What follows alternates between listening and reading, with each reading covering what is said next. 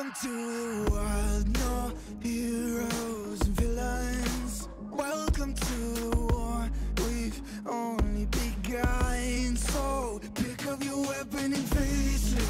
There's blood on the ground, go and take it. You get one shot to make it out alive. So higher and higher you chase it. It's deep in your bones, go and take it. This is your moment, now is your time. So prove yourself and rise. Hello and welcome everyone to our fifth match of the Division 2 between Serenity Gaming Crater and ELFT2. I'm Kachka and I will be joined today by Milky Cereal, this time in the color casting. Hello man, how are you? I am doing great. How are you doing, man? Well, I'm also doing great. It's Friday evening, we get a match. What more do you want? Sorry, what was that you cut out? Oh, I mean, it's Friday evening, we just have a match on our hands, so what more would you even want? Wait.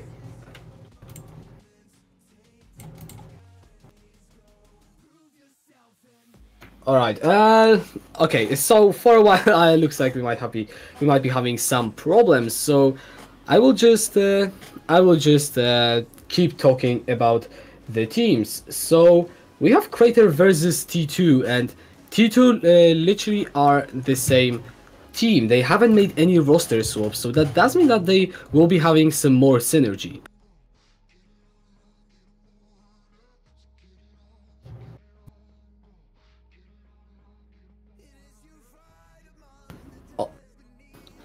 On the other side, though, when you look at the Crater, they managed to have they have three of the same players as. Okay, sorry. Let me actually start over again because I'm just getting a lot of messages right now. So Crater, they were formerly known also as TLF the Phoenix, and they managed to get three of the same players to that roster of theirs. In the top lane we have the Sticks, in the mid lane I think it's Champion of Ash, and in the bot lane Rasmussen, and they have two of the newer players. So this roster is definitely, well, if you look at a roster that is literally the same, and on the other hand you have a roster that has been changed, and obviously the one that is staying the same will have more of the synergy, which well could be synergy where, I mean, I don't know why technically it should be there. Right, I'm back, I think. So, sorry about that. Yes, I am Milky Cereal and I've returned. For some reason I've been having some issue and you keep cutting out on me, Kachka. That is unlucky, I guess. Well, we'll be... oh, actually looks like we are going into the Champions League right now, so we will just jump right into it. Crater, they will be on the blue side, T2 on the red side right now, and Crater, they are waiting for their first... And Lissandra looks like it will be. Jurgensen actually does like to play it in the mid lane. He has it in his solo queue. And Tamkench being the ban targeted probably against Rasmussen. Also, nothing surprising to see right.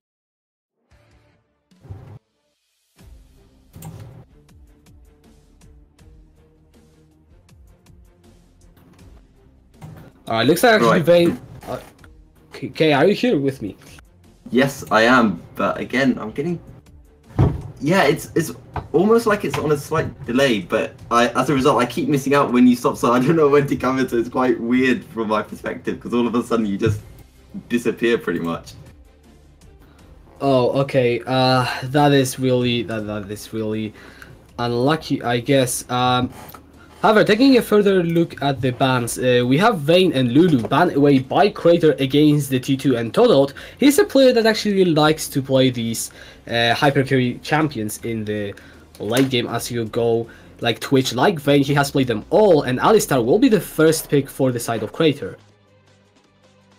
One thing I would like to mention though is the Cassiopeia has been banned against Crater, and probably something to mention is that's not against Champion of Ash, who's playing in the mid lane for Crater, but probably against Sticks in the top lane.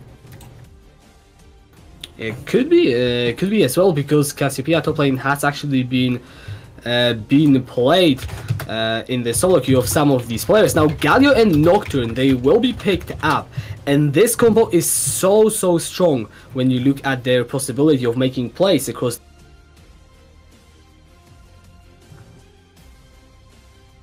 Yeah, because you do have that Galio ult, and then as soon as Galio ult, Nocturne can just decide, right, I'm going to switch off the lights with Paranoia, and then all of a sudden you just got so much damage coming in, there's not really too much you can do. Yeah, there isn't. On the other side, Crater, Aatrox and Kai'Sa will be their picks of choice. And we see the Twitch once again so totaled. He is going back to his comfort hyper carries. And we're going to have to see how his team will decide to play around it. But I'm actually quite happy with the Nocturne, because we were mentioning beforehand that P6, he does play those AD jungle champions, which Nocturne is, but usually plays the Yi, the Graves, champions that don't really have that much engaged potential. But I feel with Nocturne, maybe he can do a little bit more for his team. He definitely can. If you look at that level 6 power spike, you have so much of that gank potential. You can pretty much snowball any lane you want. On the other side though, when you look at Crater, you've got the Aatrox, which is a very, very solid lane pick. He can really just do whatever he wants if he has the right matchup. And rather interestingly, actually, Styx has gone for that Aatrox pick, which Aatrox is a strong champion at the minute. But Vulgar Disposal, who is a top laner for T2, he usually plays the Aatrox. He does like his Aatrox. So possibly a little bit of picking the Aatrox just to take it away from T2. Could be as well. Aatrox actually has that potential to be flexed. If you take a quick look at the bans, that is a lot of tank bans coming in the phase 2. And a Nami will be going for T2. That Twitch right now, he has a lot of protection. Without a doubt, the Nami, again, Nami in lane is just such a bully as well. It is disgusting, as Crater lock in Jarvan. So that is one of Lazy Panda's comfort picks. Oh, he does definitely play it a lot, and with that Ergot, we get a double swap. You can put both Ergot and Aatrox in the mid lane, so they will actually wait for T2 to lock in what I would assume will be their top laner, so that Crater actually have the flexibility to play around what they want. And let's take a look at the Crater's composition, because they have got themselves Ergot, Jarvan, Galio, Kai'Sa, and Alistar. When I look at that, I see some nice beefy frontline in terms of Ergot, as well as the engage, and then you've got the Kai'Sa and Aatrox for the damage, which is a pretty solid combo if you can pull it off. Yeah, and it's interesting as well, because on the side of Crater, you've got Ergot, you've got Jarvan, Ergot, Jarvan, Aatrox, and Kai'Sa. All of them can deal a lot of damage, while on the side of Elf, you just have Twitch and Nocturne. So for Elf, it's much more playing around those kind of playing around those carries, especially Twitch, who can hyper carry late game.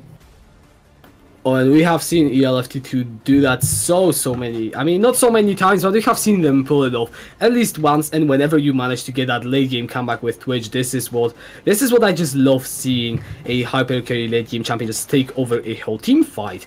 But if you actually look at T2's composition, they've got that Twitch and Nami. Their champions will take, I mean, their AD carry will take some more time to scale up in the damage than the Crater's composition, where you've got that Aatrox, you've got that Ergot, and you've got the Kai'Sa, all of which will have significant damage output come that mid-game. One of the interesting things I would like to point out is that bot lane, the Alistar Kai'Sa versus Twitch Nami. We know Twitch with a poison, he's really good over extended duels, but Alistar and Kai'Sa can do short, quick bursts. Kai'Sa just wants to pop off her 5th stack, and then they can pretty much back off. So if Nami wastes her Q in lane, expect the Alistar to instantly go onto Twitch. Definitely. I mean, let's not forget as well that the Alistar knockout applies the plasma stacks for Kai'Sa, so you can get so many of these very quickly. You see just, I mean, you will see the support for Crater Rasmussen just go in and apply 2 stacks, and then Kai'Sa just walks up, gets 2 auto attacks and maybe a W or just 2 auto attacks or whatever.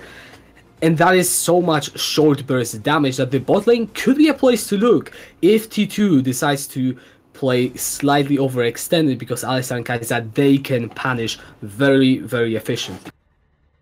One thing I am quite pleased with in a sense is T2 going for that Ornn. As you mentioned, Ergot or Aatrox, both of them kind of flex picks, so either of them could go mid, although the Ergot mid is slightly more likely. But if you're T2, you don't know which one's going top. and there is also the possibility that they could just switch around depending on what you pick. So with Yorn, it's a very safe top lane pick, so it can go into either the Urgot or the Aatrox and survive just fine. And that is one of the very, very strong things about the Crater composition, but as the draft is being repeated at this moment in the client, you can already, and we can already see, I'm sorry you guys on the stream, that the Urgot will be the champion in the top lane, whereas Aatrox will be put in the middle lane, but the point still stands. Ornn is one of these tanks that, even though it is unlikely that he will win a lane against Urgot, against Styx's Urgot, he can definitely hold his own until he will come into the team fights where he will bring so much utility with that ultimate. And as we mentioned before about P6, he doesn't gank that much, and if you're Ornn or Galio, you do have that safety. You are really tanky. So even if Nocturne isn't going to gank you and Jarvan does, you do have that tankiness just to allow you to survive for that little bit longer and survive to the late game. Right, let's take a look actually at the junglers right now, because if you followed the match yesterday, you would have seen Jester on the Jarvan just pop off game 1, game 2 he also... I don't remember, I know I casted that game, but I don't remember if he played Jarvan in game 2. But that was something that he utilized to near perfection. And P666 on Nocturne is also a pick that can gank. Unfortunately, his ganks pre-level 6 are slightly difficult to pull off. So we are really looking at both of these junglers and where they will try to make their marks on the map and when. Yeah, but interestingly, for the side of Crater, Kaiser is kind of late game, but Twitch is a bit more late game, so I do feel like the early game is going to go towards the side of Crater. So it's all about whether Elf T2 can last towards that late game where Twitch will become so strong. Oh, definitely. Kaiser as an AD carry, she obviously does scale, and we have all played and all seen a scaled late game Kaiser, something that is absolutely terrifying, but Totot on that Twitch is going to be even more. Once he gets his 4 items, and he will pretty much just shred through an entire fight, and something that is rightfully pointed out is the amount of AD damage on the side of Crater. The only real AP damage source is that Kaiser hybrid damage. It's not even pure AP, it's just hybrid. We could be seeing Falcon go for an AP build, which I would expect considering that you have Ornn and Galio for ELF T2 to just build armor and soak up any damage that Crater would provide post that 20-minute mark. Yeah, and it's just going to be so easy because Ornn and Galio, they're laning against an Urgot and Aatrox. They're just going to pick up a little bit of armor. They'll just take that cloth armor early on, maybe build the boots of Tabai, and if you are on the side of Crater, you're going to be struggling to find that armor penetration. So Kaiser will have to wait until she can get that last whisper. Or just go AP, as could be the case, because, let's not forget that Kaiser, even though the AD build is preferable, can also be built into that AD position, which does mean that she doesn't necessarily spike as hard around the 2 items, but she will still be spiking quicker than the Twitch, and will also provide a lot of potential burst damage. However, one thing that I don't think we really talked about is the potential for T2 to just utilize the Galio and Nocturne to snowball a lane of their own, because the setup in a bot lane, let's say, potentially, is just huge if you look at their team. Yeah, but that being said, again, if you do try to go on the bot lane of Crater, Alistar has the knockback, so he can disengage quite well for Kaiser. I feel like maybe going on the Urgot slightly better, just because he has that a little bit less mobility. Well, it could be a way to go, definitely. However, you see, the problem with ganking a top lane is always, are you snowballing the top laner or are you snowballing someone else? And I feel like snowballing an Ornn can bring you some benefits, like not getting completely run over by an Urgot in a side lane, but I feel like you would do it anyways. And you are most likely as T2 looking for any advantages you can get that will bridge you to the point where Kawaii will just get the Ardent Sensor, get some nice protective items, and where Ornn and Galio will be able to peel for Totot as he will just completely run over the comp of Kaoli should that 35-minute mark hit. And the reason I say go for the Crater top lane is because at the end of the day, Ornn is the only true tank on that team. Galio, yes, he goes a bit tanky with the likes of Rod of the Ages, Banshee's Veil, that kind of stuff.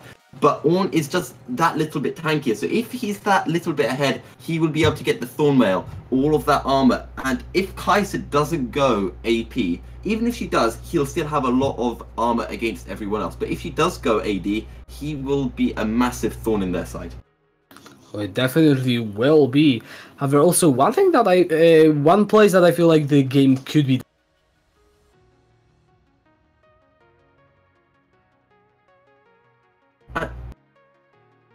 Actually, something interesting that we probably should have mentioned is the side of Elf T2. They have got 2 TPs for Galio and Ornn, but Crater only have 1 for Urgot. So possibly could see that come into effect, especially around team fights. We could definitely be seeing that, especially that T2 with that double teleport. It gives you the possibility of just playing around the map to a much greater extent. If you look at that, let's say the mid game, once we could be seeing some 1-3-1 setups come in, there's only one person realistically that Crater can send into the bot side, and it will be the Urgot, which will mean that Aatrox will have to be there mid or top, and T2 have the flexibility to work around any setup that Crater gives them, just because they have all the bonus teleports and they can just play around however they want. I'm just taking a quick look at the keystones for everyone, just seeing if everything's good. Kai'Sa has gone for that fleet footwork over lethal tempo, so she will have that bit of extra sustain come late game. And as soon as we've gone in, we've had a game pause. Apparently the ADC for who is that for? The ADC for Crater hasn't connected. That's interesting. Well, I guess that is a fortunate thing, since I'm just waiting for the client as well to load me in. So thank you, Crater, for letting me just catch up. But looks like, okay, yeah, I am now in the game, but yeah, the boss is still there. We will just wait, and we get some more time to talk about what could happen. But I feel like with these comps, it's easy to deviate towards the late game, because that is somewhere that both of them will shine. But how about we talk about the early game? So where do you think actually we could be seeing some action in the first 10 minutes of this match? I think watch out for bot lane, without a doubt, because Twitch can be so weak early game. So how safe will Toto play? Will he just completely freeze the wave and let it push into his turret? As well, if he does that, he's not susceptible to a gank from Lazy Panda. So definitely watch out for that bot lane. We will be, and looks like this isn't one of these short pauses. It looks like we might be getting some of the longer ones. I was never good at how Papa Smithy calls in the podcasts, in the pauses. Like I honestly admire that man. Like he can talk for an hour with his co-caster and still have a lot to talk about. Let's come up with sorry, I was going to say, let's come up with the most recent memes. Go on, bring up some League memes for us. League memes. Well, I mean, apparently the next champion is going to steal your credit card information, I've heard. I've seen the champion. What's his name? Silas. Silas, yes, I think. He looks so fun. It's ridiculous. But the interesting thing with Silas is you can steal someone's ult. So you can actually steal Vayne's ult, and what it does is after you use your Q on Silas, you turn invisible. Wait, does it actually? Yes. But alright. The thing is, if you get something disgusting like a Lux ult, it's really powerful on Silas because he can continue using that. But if you get something that's not so strong like a Vayne ult, it doesn't really do much. Essentially, if you got Darius ult as Silas, because you're not getting hemorrhage stacks, your ult will do nothing. So you can pretty much counter pick him just by taking a champ that doesn't have a strong ult. Yeah, I mean, that will be something interesting to see once the champion goes live, and I will be looking forward to seeing it. I'm pretty sure you will be as well, since, well, normally you're a play-by-play and us play-by-play, so we usually rely on the big teamfight ultimates. And when something can steal the ultimate, that will be confusing to cast, definitely. But it looks like we will be finally going into the match. The pause is there, so can we get some hype in the chat for the first game of Serenity Gaming Crater versus ELFT2? No. But I am looking forward to seeing a Silas steal a Zoe ult and then just like bobbing forward and doing absolutely nothing, then coming back again. It's gonna be great. Please. Yes, it is definitely going to. No Silas, no patch yet though, but we have an interesting game itself looks like one of the boring level 1s in quotation marks. Oh, Lazy Panda getting the early advantage onto P666 with that Demacian stun. But yeah, not much else happening. I think it does reflect the pace of the game where both teams, they don't need to get ahead early. They have got that late game in the I'm just going to say, why are the two junglers in mid lane and the two mid laners standing in jungle position? Are we going to see the junglers playing in mid lane? Something did happen. No, I think the explanation might be slightly more boring. That's my guess, but when you look at the Galio and Aatrox, they are slightly better for contesting vision in that brush, which everyone wants to ward at 120-ish.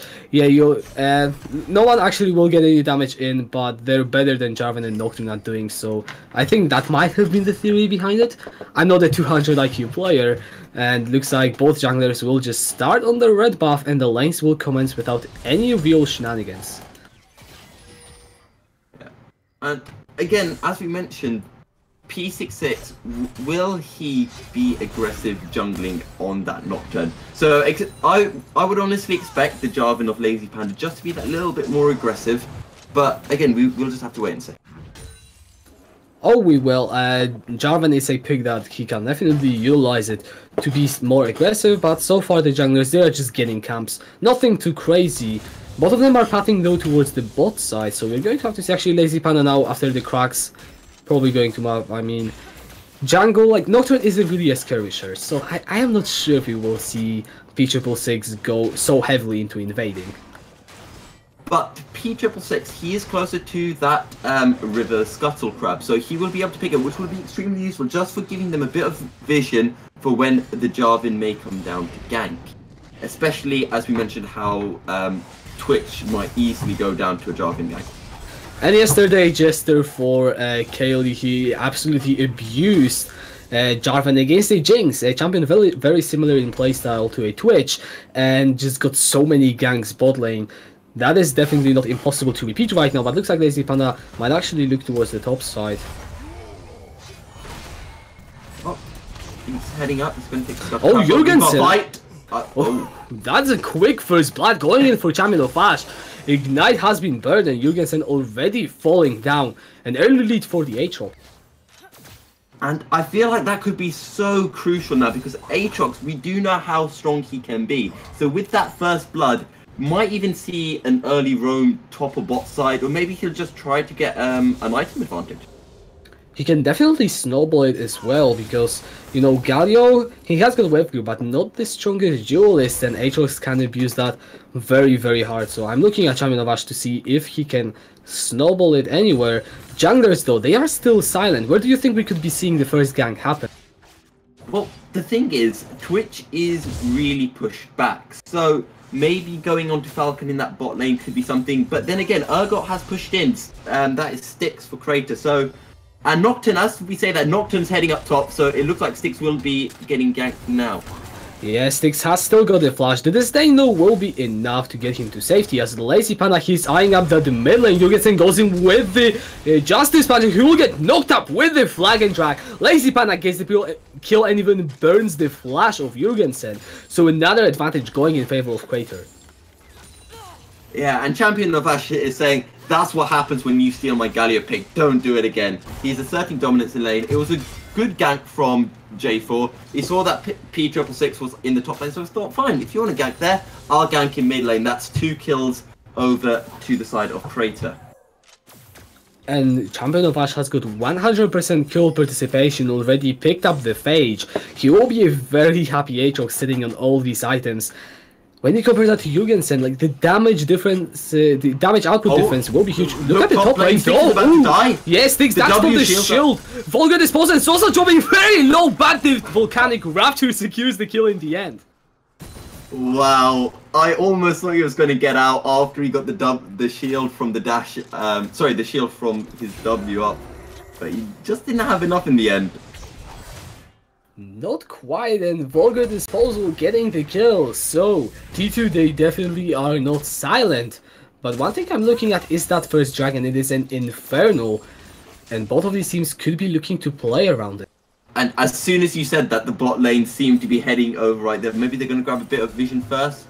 No, P6 is going to use the vision plant. Yeah, the blue plant for vision. Now Kawaii, he's just stepping up into a dangerous territory because Crater, they are firmly controlling this river, but Skydol will actually go in favor of T. Yeah, and the thing is, you would expect Crater to be the favourites to get that Infernal Drake, because you do have the Kaiser, which is slightly strong, well, not slightly, a fair bit stronger than Twitch early game.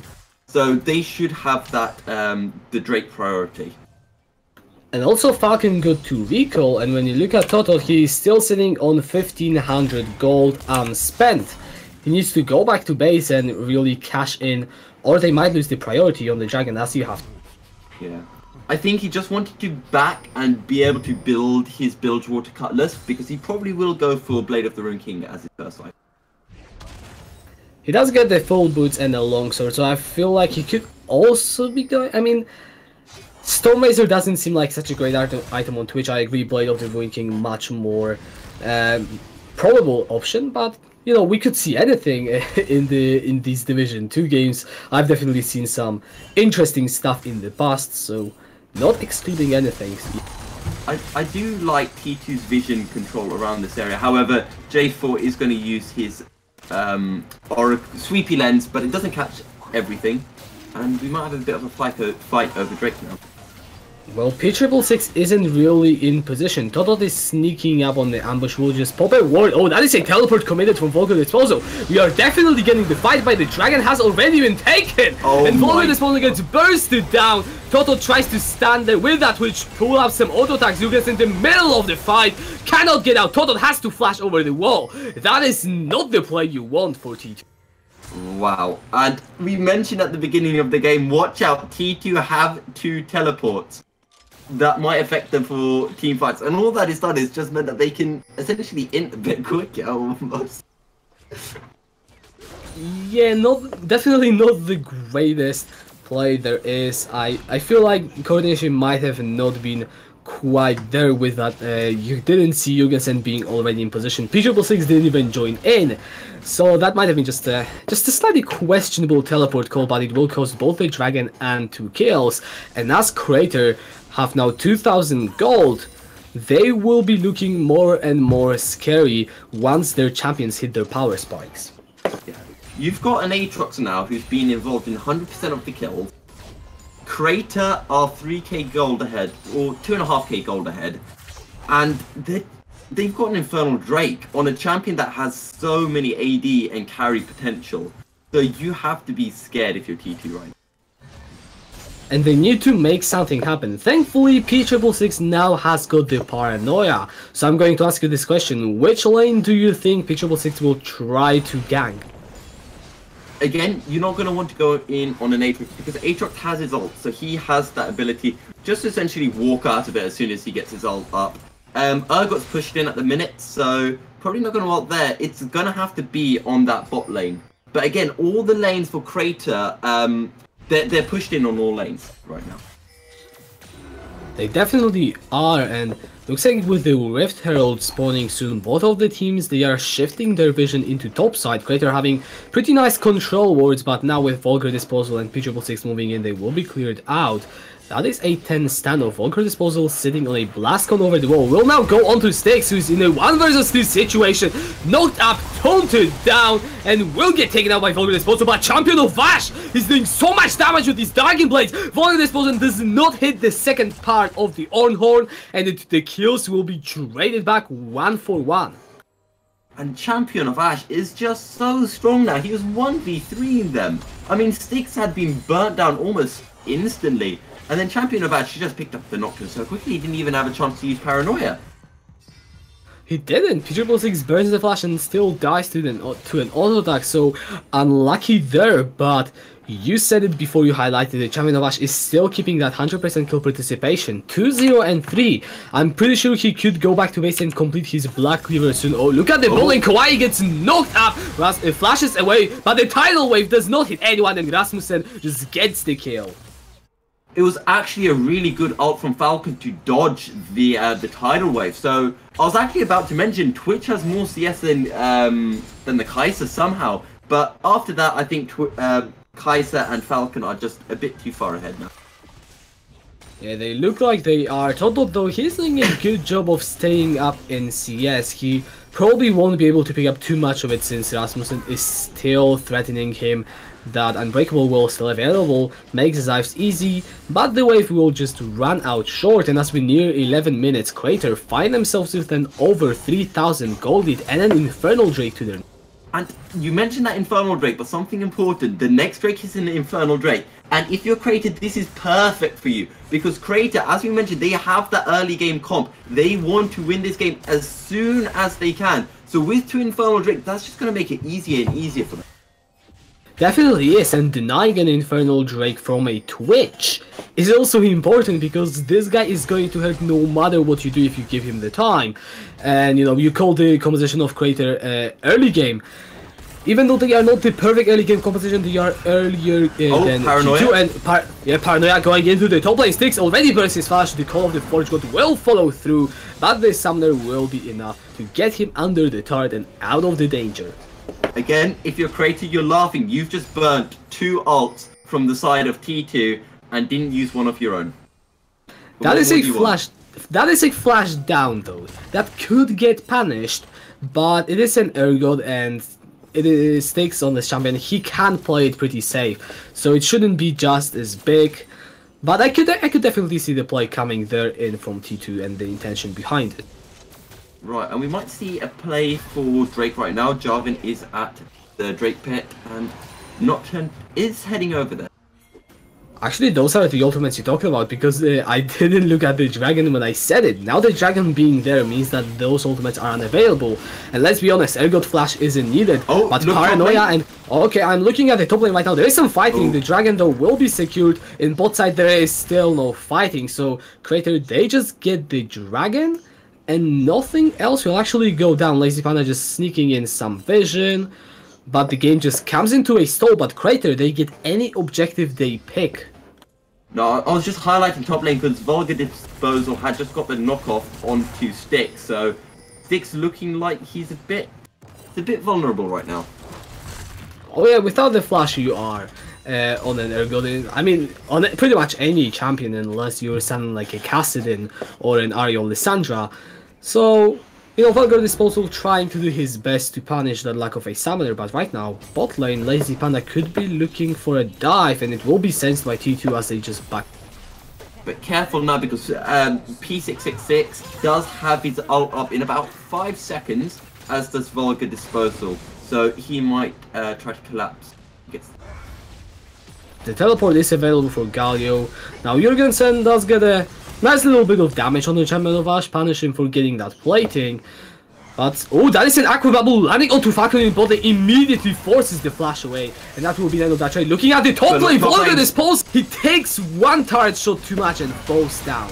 But now look at the look at the river. Falcon already kills Kawaii. 2 kills going in favor of Crater. Toto trying to run away, will be able to do so, pops down into the ambush, and just 3 kills like that in favor of Crater put them even more ahead. I could barely keep up with what's going on, but the Aatrox does have his Black Cleaver now. He's 304. He's got 600 bounty gold on him. He's disgusting right now. The Black Cleaver completed that 14 minutes on top of that, and he's sitting on 1300 gold, so can definitely pick up boots and some component items. Look at the top lane though, Call of the Forge God does land the knockup onto Styx. Here goes also the tag, and the Bellows Breath will get Vulgar Disposal the kill. And if you're Styx, you just picked up a kill on Disposal, you know he's going to be TPing back to lane. Why would you stay there? It's pointless, but Rift Herald is going to go over to Crater, it would seem. Well, Jurgensen is coming up to try and contest, but I don't think he really has it. He will have to rely on one of the procs from the Winds of War, but an easy smite secure from Panda. Pitchable 6 not in the position, and right now that is a Herald available for the side of Crater.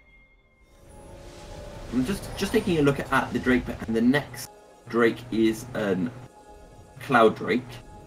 So, not on the 3rd Infernal, which would have just been a bit too lucky for Crater, I feel. Oh yeah, and I think that would be just so lucky, but the Cloud Drake is also something very nice, and let's not forget, Twin Infernals still give you 17% boost to your AD and AP. That is always very helpful. We talked about Kaiser going for AP, and Falcon does go for the Rage Blade first, and looks like he will be going for a Gnasher's Tooth, it seems. One thing we did kind of miss is Crater have already picked up first turret, and they have now switched lanes, so Falcon and Rasmussen are top, and they will be trying to get that top out of turret, which is already very low. And they have got the Herald to do that, and Totold, he's just sent farming bot lane. That is something that we have actually seen from T2, how they like to play. They like to put Totold on a hyper carry, let him farm. Lane. Yes, Styx is 1 versus 1 against that AD carry, level 9 versus level 10. Ghost is popped, and can Totold get away? Here goes the fear beyond death, and the answer is no. Totold falls down. And the thing is, Styx has been losing lane against that Ornn. But that being said, he still had the Black Cleaver. Twitch doesn't have anything except for the Cutlass. And if you're Twitch, if you're any ADC, you don't really want to be in a 1v1 duel against an Urgot. So he was always going to lose that. He just got caught out, pushed too far up without having sufficient vision.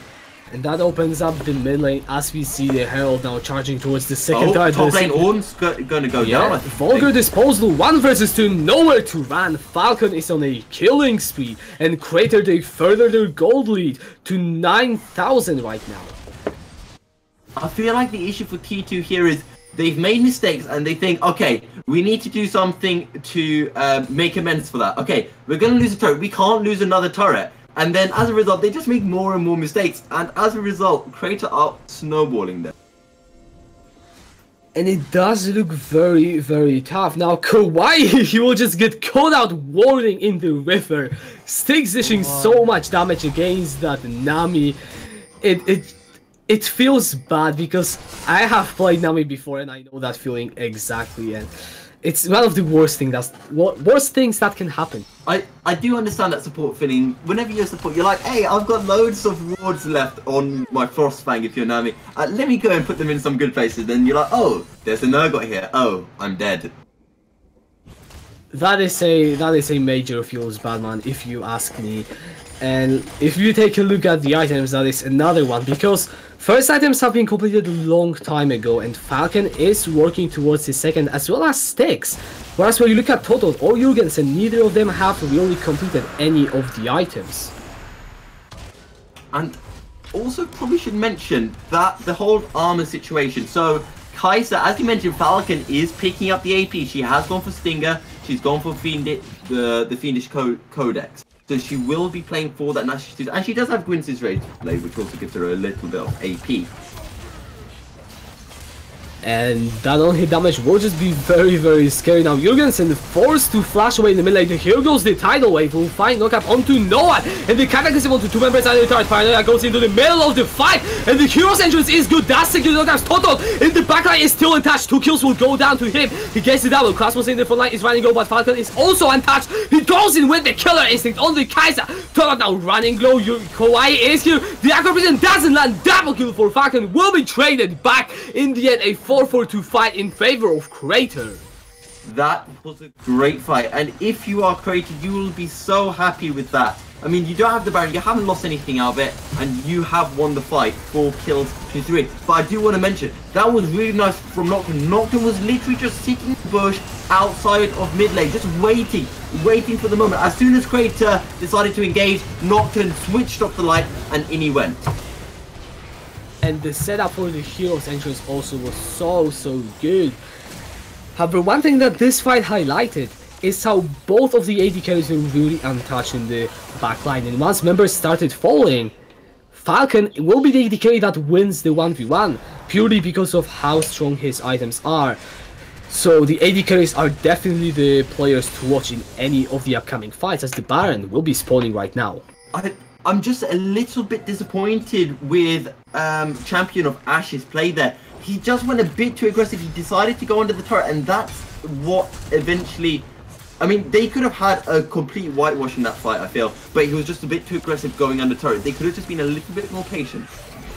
But now P666 gets caught out in the jungle, the Void Seeker from Falcon. And Baron is up as well, and Crater have so much vision around Baron. Surely they're going to start it. They go with the blast gun over the wall. There is no real steal potential, as you have said it. Pitchable 6 is down. The Baron is going down fast as well.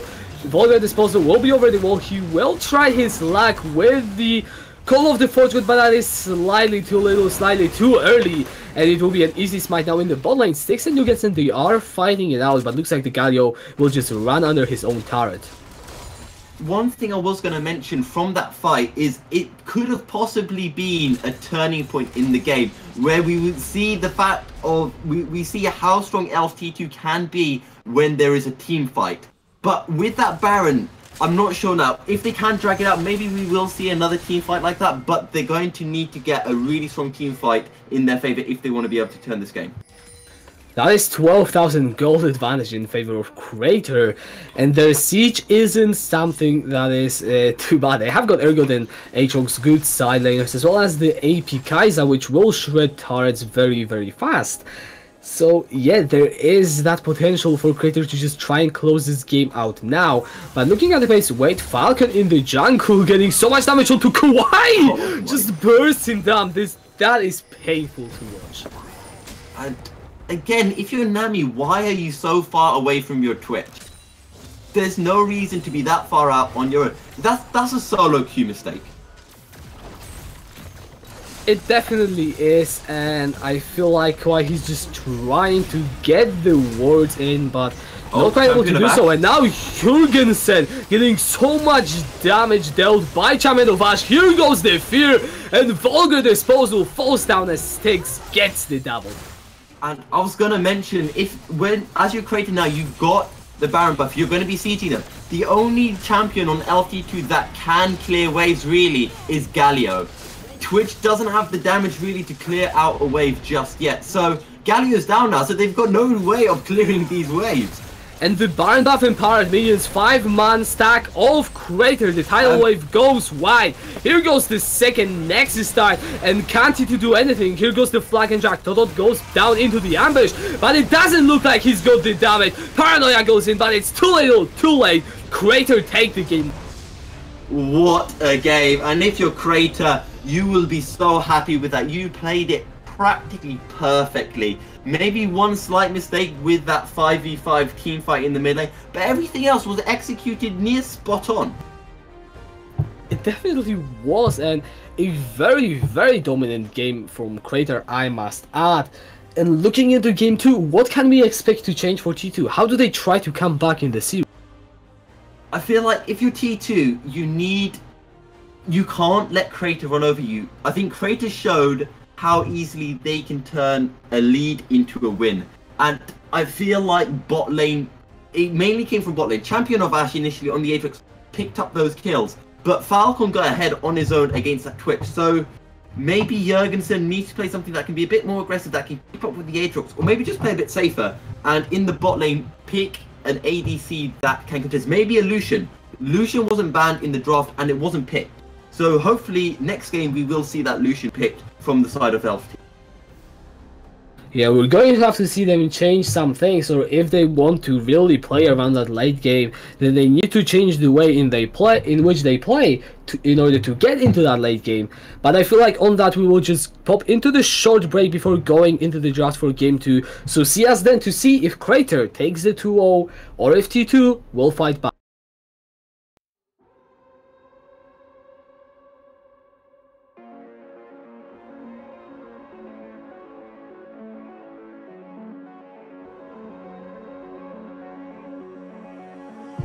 Tell me where do I go?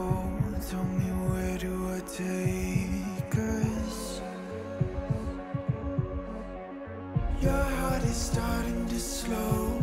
May the water be safe. As I dive in, blood stains washing underneath the waves. I'll be reaching out to keep you safe. As we fall, I can't hold on much longer. We're drifting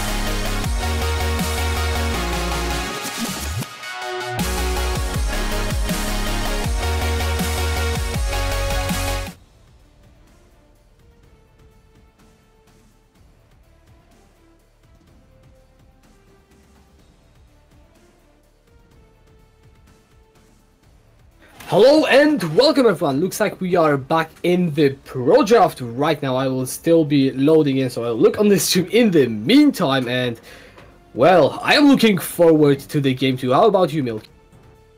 I really am looking forward to this. We can Elf T2. They did lose the last game, but they have a lot of points that they can pick up on. So I'm really interested to see how they're going to mix it up from that last game.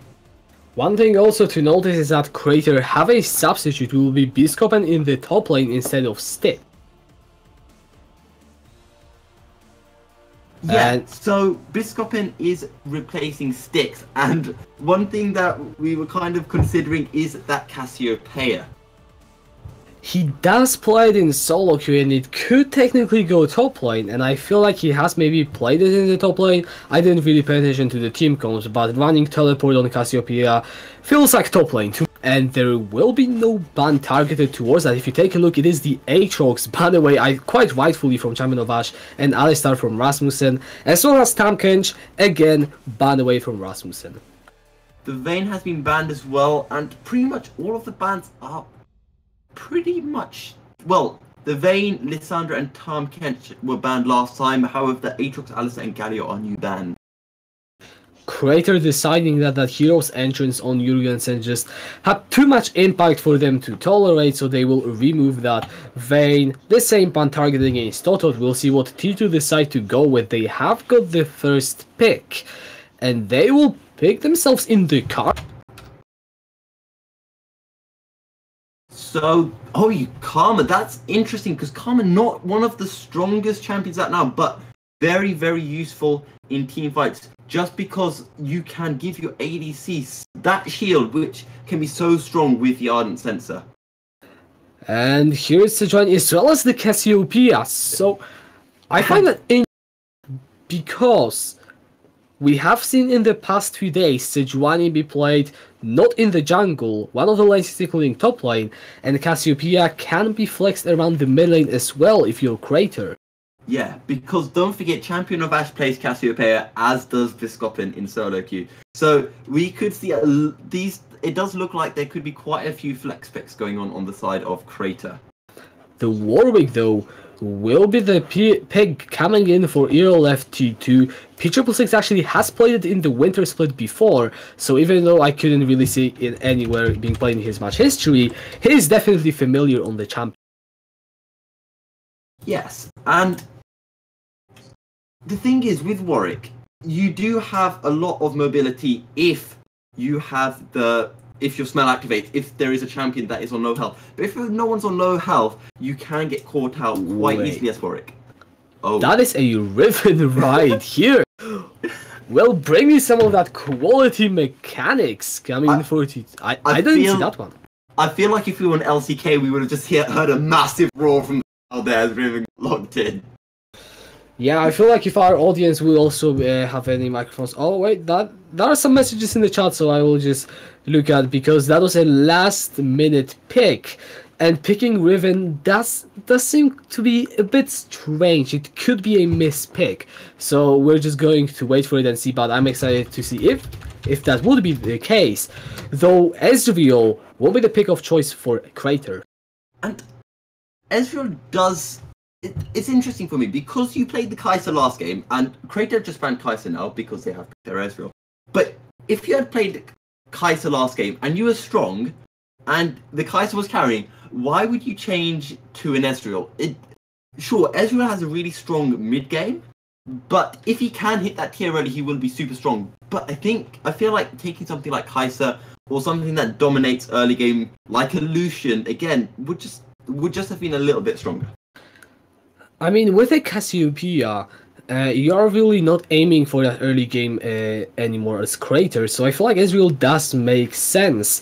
You've got that mid-game power spike with the tier, and possibly Triforce sometimes going for the Iceborne Gauntlet, and banning out the Kai'Sa as well means that Ezreal will most likely, although the Lucian is open, could go uncontested in the laning phase. Yeah, and we did mention last time, at the end of the last game, if you're LT2, what will you want to change up for this game?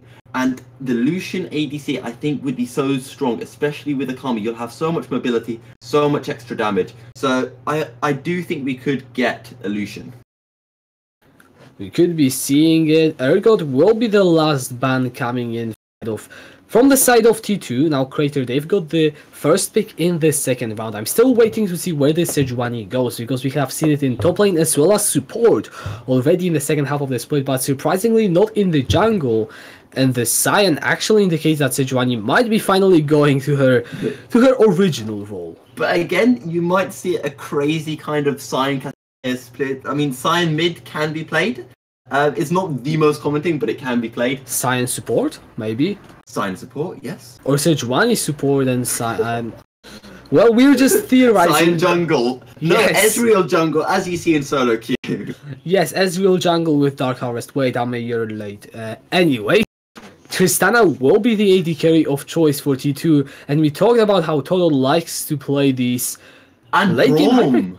Yeah, that is a Braum, so Karma isn't going. Mid. Karma's mid. Okay. Okay, well, that is a very interesting team composition right now coming in from T2, because, I mean, they have so much carry potential, and they also have 2 supports, so how will they even try to utilize this team? The interesting thing for me though is you've got Crater who essentially said, "Hey, we've got Cassiopeia, we're going to flex around," and then team are like, "Well, here's our first pick, Karma. You thought she was going to squad? No, she's going mid lane." But the other interesting thing, sorry to cut you off there, is Braum, and I really like this Braum pick because, and now that Thresh has been locked in for Crater, just to mention, the Braum shield does not stop Thresh hooking you. You will still get hooked as Braum, but the Braum shield is very useful against the Ezreal poke. It is useful as well against Cassiopeia if you want to protect your hyper carry from the team combo of Craters. Braum does seem like the obvious choice. So many skill shots on their side, and when you come in with that Glacial Fissure, once Cyan and Sejuani want to engage, then you also create that huge zone where T2 can just work around. But I'm just reading from the chat in the client. It does seem like the Riven was a mispick, but it will be still going through. So T2, they are kind of already being thrown off despite being 0-1 by pretty much having to play this Riven, which they maybe didn't even plan to play. I'm just trying to think now, what champion is around Riven on the pick that could have been accidentally taken? My mind's gone blank. I can't think. But what is interesting is Crater, they've got Sejuani, which has a lot of gank potential. But again, you've got P666, who is on that Warwick jungle. Yes, you have gank potential, but again, it's one of those AD kind of brawling champions. And I just kind of wished he had taken a champion that could gank a bit more and try to help out his team. Yeah, Warwick is going to be... He does have the gank potential if someone is low, as you have mentioned. So we could be seeing some good things happening. But yeah, if you look at T2, that unfortunately did screw them over. I mean, yeah, no champion, bad planning. The growing pains of using Pro Draft, unfortunately the decision has been made that the Riven will be played. And I have everything, I mean, you know, I've got a lot of sympathy for T2 because, well, playing Riven is hard to pull off, especially when you're 0 and 1 down. Someone has mentioned that apparently Riven might have been picked instead of Rai, but maybe. Rai's top isn't unheard of, but the thing is, if you're T2, you don't have any tank. If you're playing, okay, Braum is a tank, but he's not a massive tank. And if you've got something like Tristana, I would have expected T2 to take a few more champions that can essentially play around and give her a bit more protection. While if you're an Ezreal, you've got poke. You don't need to have an entire comp around you to defend, because all you're doing at the end is just poking. You're not going full out engages.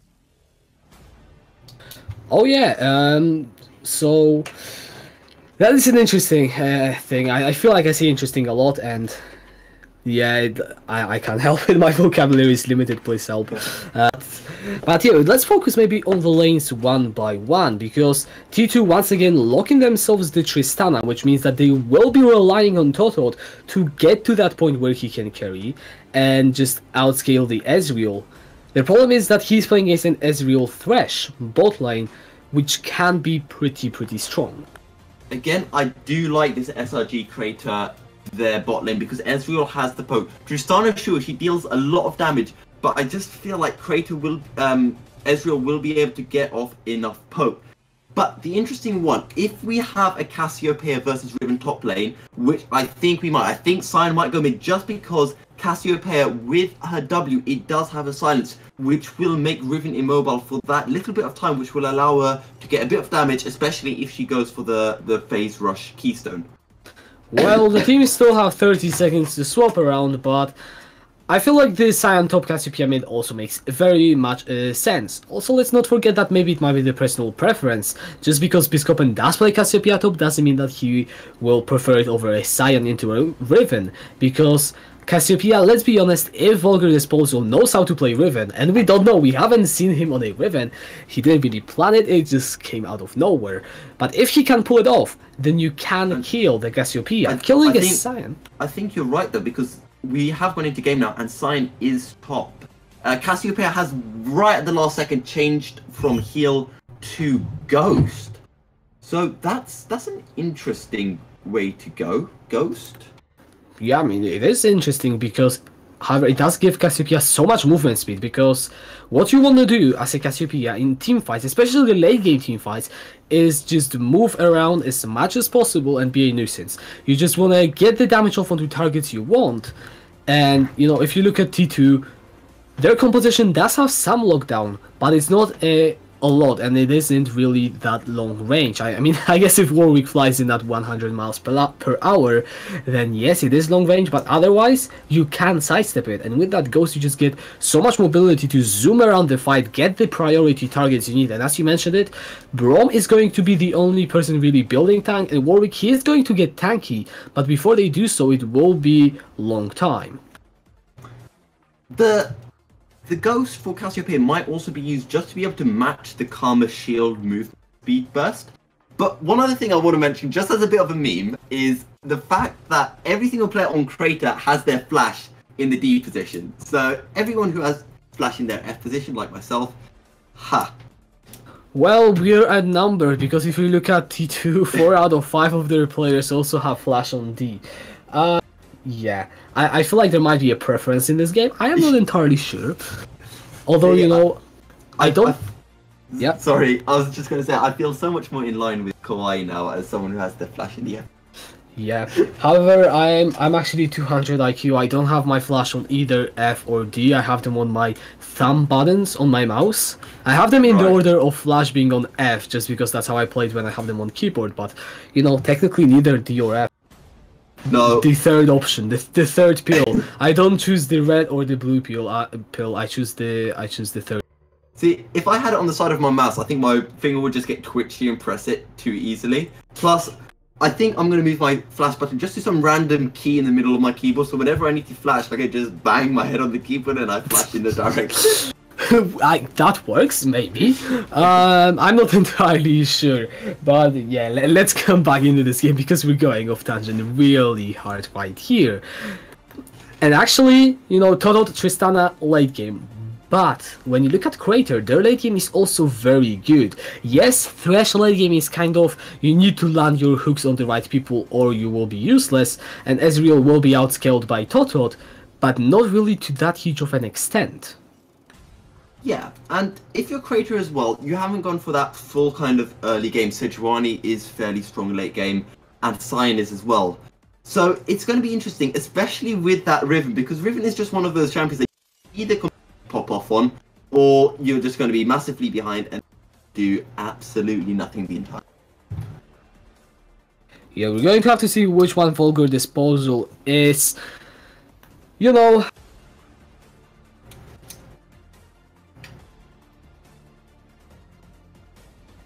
right here, so yeah, that is somewhere to keep an eye on.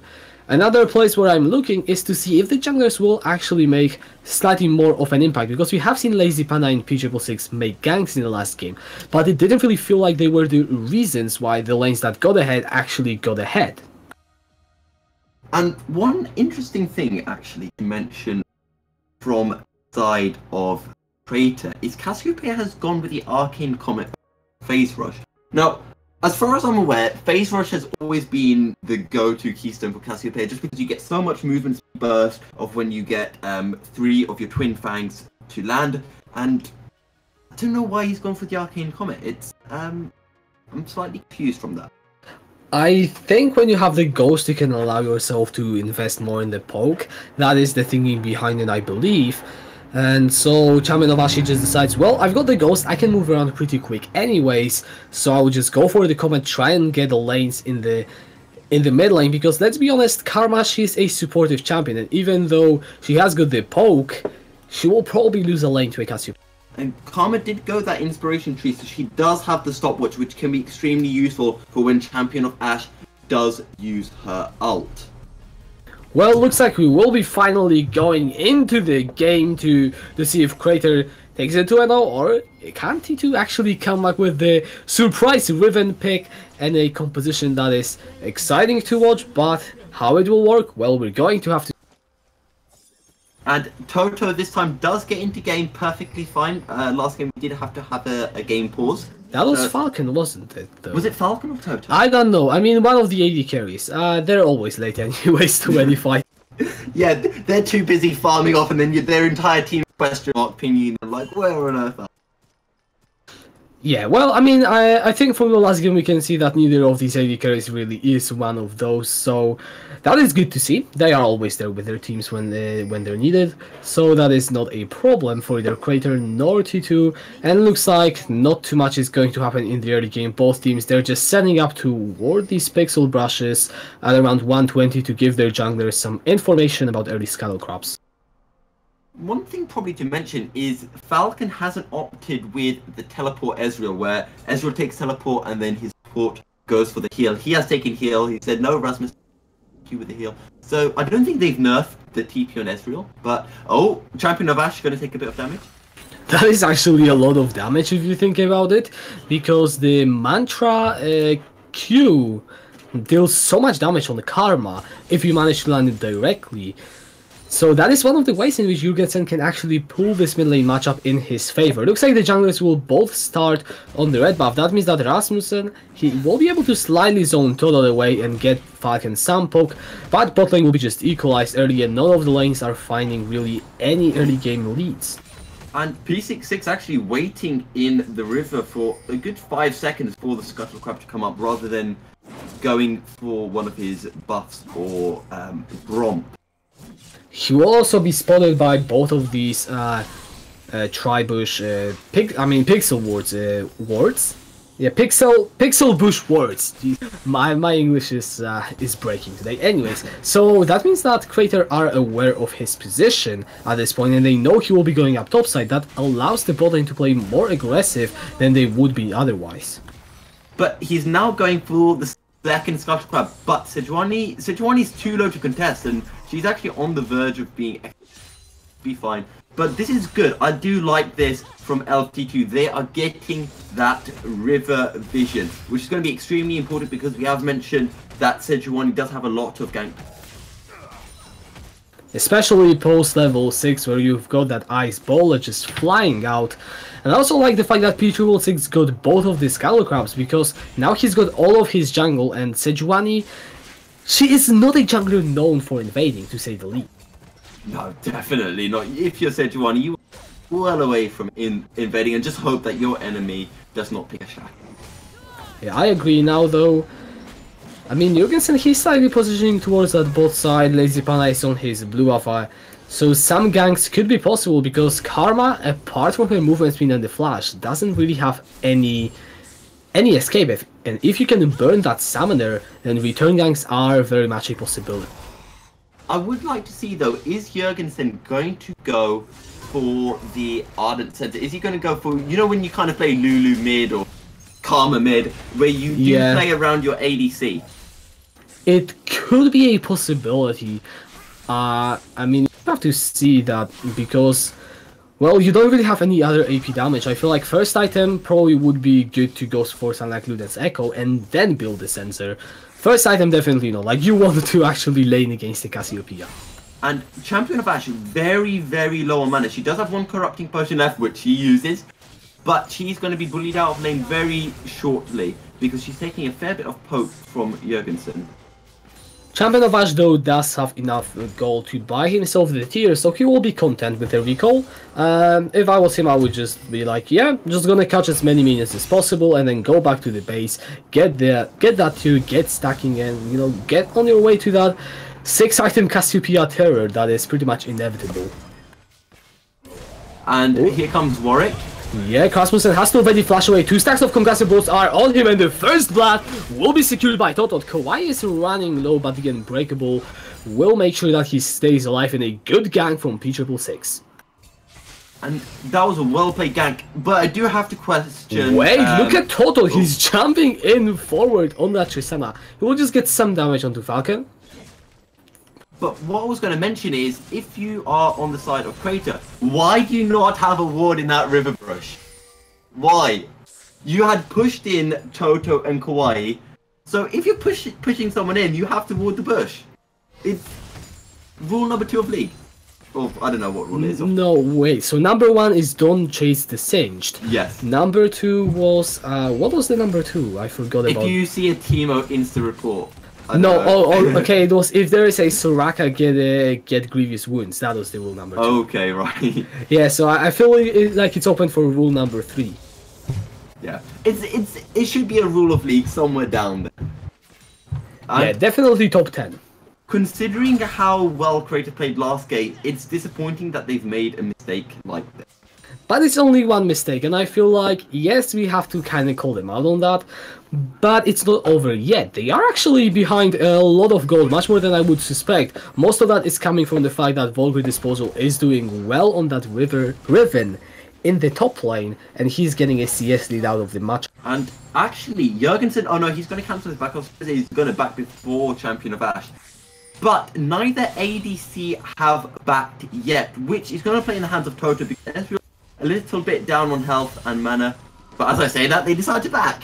Or maybe they're doing the fake back. Rasmussen is still going to interrupt it with a hook, so I mean, you could argue that was a fake back. I don't think we're going to know, but Todot is sitting on 2,000 gold. He will be very happy to spend it, but I feel like you can also wait just a little bit more, get 2,400 and get both the boots as well as the BF sword. That is a pretty decent recall in my opinion. But they will just shove out the wave and recall to the base, it looks like. And I think the gods of League are on our side, because Infernal Drake's up, which Elf T2 will be going for. Yeah, and the Lazy Panda is up in that top lane, no real way of coming down, but Champion of Ash is coming down. Petrifying Gaze is available to him. Here goes the teleport from Vulgar Disposal. He oh, actually double teleport going in. Flash Force from P666 already, so there's that. Remember now, a 3-man Petrifying Gaze will secure the disengage for now, and Kawaii gets Champion of Ash. So much burst from Vulgar Disposal, and the rest of the team showing up will not even matter, as T2 should secure this Drake fairly easily. That was really well played from Crater. P666 got a bit caught out in the Drake pit when Champion of Ash did turn up. He had to flash out of that. But again, they were just able to turn that, and this is fantastic because Tristana's been involved in kills, and that's what you want on your Tristana. You want her to get ahead. And with 101, Todot is very happy. He's sitting on 2,600 gold, so his first recall is going to be a big one. But we cannot forget about Falcon, because if you look at his items, he's got both the Sheen and the Tier, which will give him a very solid spot. But everyone currently on LP2 is ahead on farms, ahead on kill. It's really good, especially for Vulgar Disposal, considering we didn't want to pick the Riven, and I had a thought maybe he was going for a Renekton pick. But, I guess we won't know. But yeah, he's doing well considering he didn't play with. I mean, the pro draft tends to lock in random champions when you run out of time, so I'm not sure if they were actually aiming for something next to a Riven, and even if they were, then you have to consider that there are champions above and below her. Oh, Totot, he nearly got killed out in his own jungle. Will make it out without burning any summoners, but now Jurgensen, in a potential 1 versus 3, has to burn the flash as soon as he gets out of the miasma, and a good invade from Crater will burn 1 summoner. Right. And again, I'm just trying to think, what do you want to do as Crater? You don't want to stall out the game because you're playing against a Tristana. So I do feel that they want to get the tier, which they do currently have on Falcon, and then they will want to try and just push as quick as they can and pick up some kills. Yeah, they still need to do the ladder. They currently don't have any kills on that Crater lineup. If you look down the lanes, they don't really outfarm in any of them either. But look at their vision in the bot side jungle. It is really good. The Herald probably will be the next objective, but if you want to, there's literally nothing from stopping you from just playing around that bot side and capitalizing on all that vision you have set up. Yeah, and we are heading into kind of early mid game, late laning phase, but Sion has his ult, Riven doesn't. Oh, sorry. What I meant to say is Sion has a global ult where he can travel to a different part of the map and help out in a team fight, while Riven will have to rely on a teleport, currently on a cooldown. That does mean that the global pressure is down for the side of T2, but they still have those 2 kills, and getting both the Berserker Greaves and the BF Sword on Tristana does give you a solid damage, especially at 10 minutes. And the dive from Warwick and Braum isn't too bad either, so I'm wondering if maybe trying to get some kills onto Rasmussen, because pinning down in Ezreal will be hard, is in the cards of T2. Right, and Lazy Panda was just sitting in that mid bush for a while, but I think Jurgensen's instincts were spot on. He was playing very safe, so that the Sejuani might be around there. Also, I would like to mention that we are going to get a second Infernal Drake, so double Infernal Drakes in 2 games. Sorry. Bless the RNG gods, giving us 4 Infernals in 1 series. If it goes to game 3, I'm expecting 3 in a row, by the way. So please make it happen, Riot. I think I have a direct line to you, but I don't know. If after this Infernal Drake there is a Cloud Drake, I'm going to be questioning things. Yes, I mean the Cloud Drake, I mean you have to make it realistic. Like, you're not really getting 3 Infernals in a game that has a Twitch and a Kai'Sa, because that's just way. Well, though, the game at 11 minutes, actually nearing to 12, is kind of stalling out. P666 will be going for that Rift Herald though, which will help secure T2 some of the kills. I'm just looking at the bot side river. Looks like the Glacial Fissure has been committed. There might have been some engagement. Fight though. Oh, they're gonna leave it. Yeah, the Rift Herald will be interrupted. A good invade. I mean, Lazy Panda, Shaman, they just show up. They say, well guys, looks like you are not doing this Herald right now. Thank you very much for backing off. And no kills will go through. I'm just trying to look at current health bars right now, and none of them have really taken any damage apart from Crater's. Oh, look at the bot lane! The Ignite is down! Toto jumps in, jumps out, and Rasmussen falls down. I actually completely missed that. I just gone over to the top lane to mention, hey look, the blue top turret is only on 3 bars, and then you're like, oh wait, there's a kill.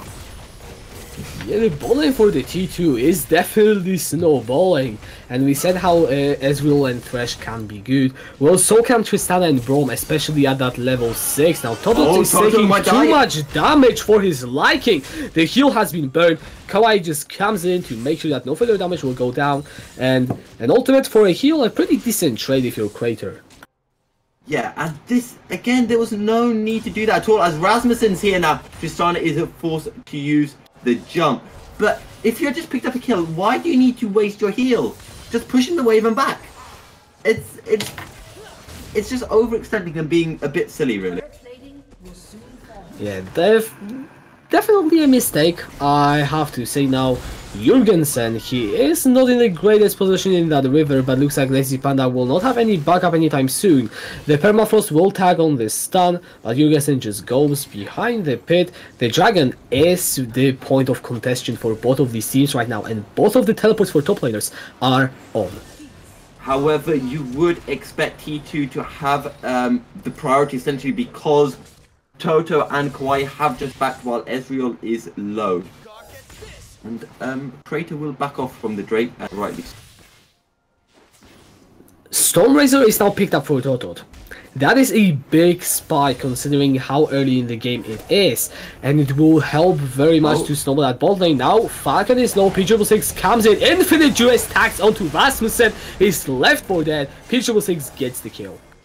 And Crater are going to try to collapse, but they are essentially getting countered. 2-man petrifying gaze, but here goes the knockdown on the Shaman of Ash. He's still kiting. Toto jumps over the wall. Lazy Panda kills P666, and Toto goes on to Falcon. He jumps forward into the fight. A double kill. He goes everywhere looking for the Lazy Panda. Hugensen will get the final blow, but the team fight goes in favor of T2, and they will secure the Infernal Drake.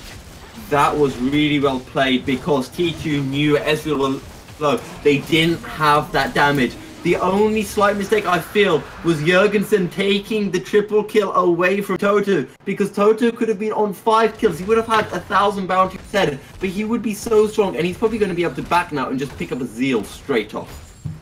He definitely will be checking the gold. He's nearly sitting at that 1300 mark and getting so many kills to total 100% kill participation. 2 Infernal Drakes. If someone told me that the teams haven't swapped sides from previous game, I would totally believe you, because right now T2, they are just as dominant as Crater was last game. And one thing I would like to mention is while that fight was going on around bot lane, Biscopin did pick up the first turret, so at least something went towards the side of Crater, because last game LT2 did not pick up a single objective, so yeah.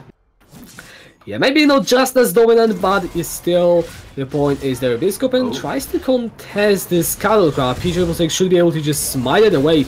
We could be seeing a collapse coming in from Lazy Panda. Glacial Prison not quite available, just 10 seconds on that cooldown. And the Rift Herald will most definitely be the next contention point. Bot lane are going to pick up a turret while everyone's kind of stalling out mid side. And Ezreal out. Yeah. Oh, watch out for Sejuani. Karma's gonna get caught out. Yeah, Jurgensen tries to get away. Lazy Panda does not tag him with the snow, but the Glacial Prison very much connects. And here goes the death sentence of Jurgensen as Lazy Panda gets the kill. And Lazy Panda is now 3-1, so he is getting quite strong. But I was expecting her to use it a bit early, but I guess just waiting until they absolutely had to use it. But look at this, the mid lane turret is going to be traded for the bot lane tier 2 turret. So I think they're doing a decent job, bot, all things considered. It does though give the opportunity to Crater to claw back in this game, because a mid lane turret means you get more vision, and I don't like that if you are T2, because you've got a decently fed Tristana. You can force fights on your terms, but they're just not doing so.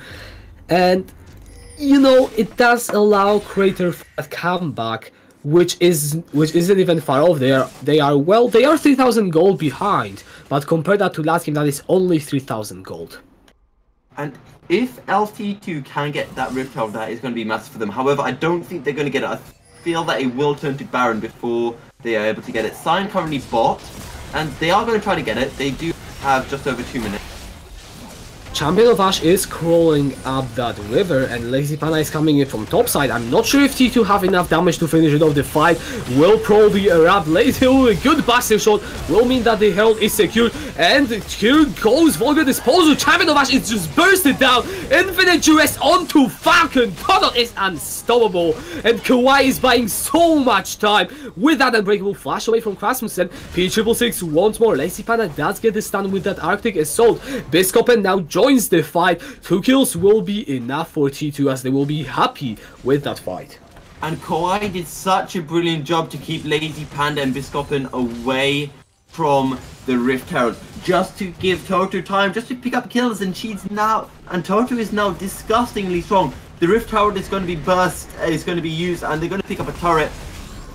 Okay, goes in that slow onslaught. Toto just jumps out on that Tristana. Will get tagged by the knockup, but the Shelly takes the time. That is a 5 versus 2 fight, actually 4 versus 2, I should say. The box will buy some time. Toto jumps forward on that Tristana. He wants a kill. He will get it. He's dominating. Biscopen only gets knocked up onto one. Falcon now joins the fight. That is a lot of low health bars on the side of T2 as well as Crater. Champion of Ash comes in, and the double kill with the Mystic Shot will be secured by Falcon. A slight overextension from T2 will cost them 2 kills. Biscopen and Rasmussen so close to dying, but Tristana is popping off completely as the global ult, the ult from Ezreal, almost kills Jurgensen.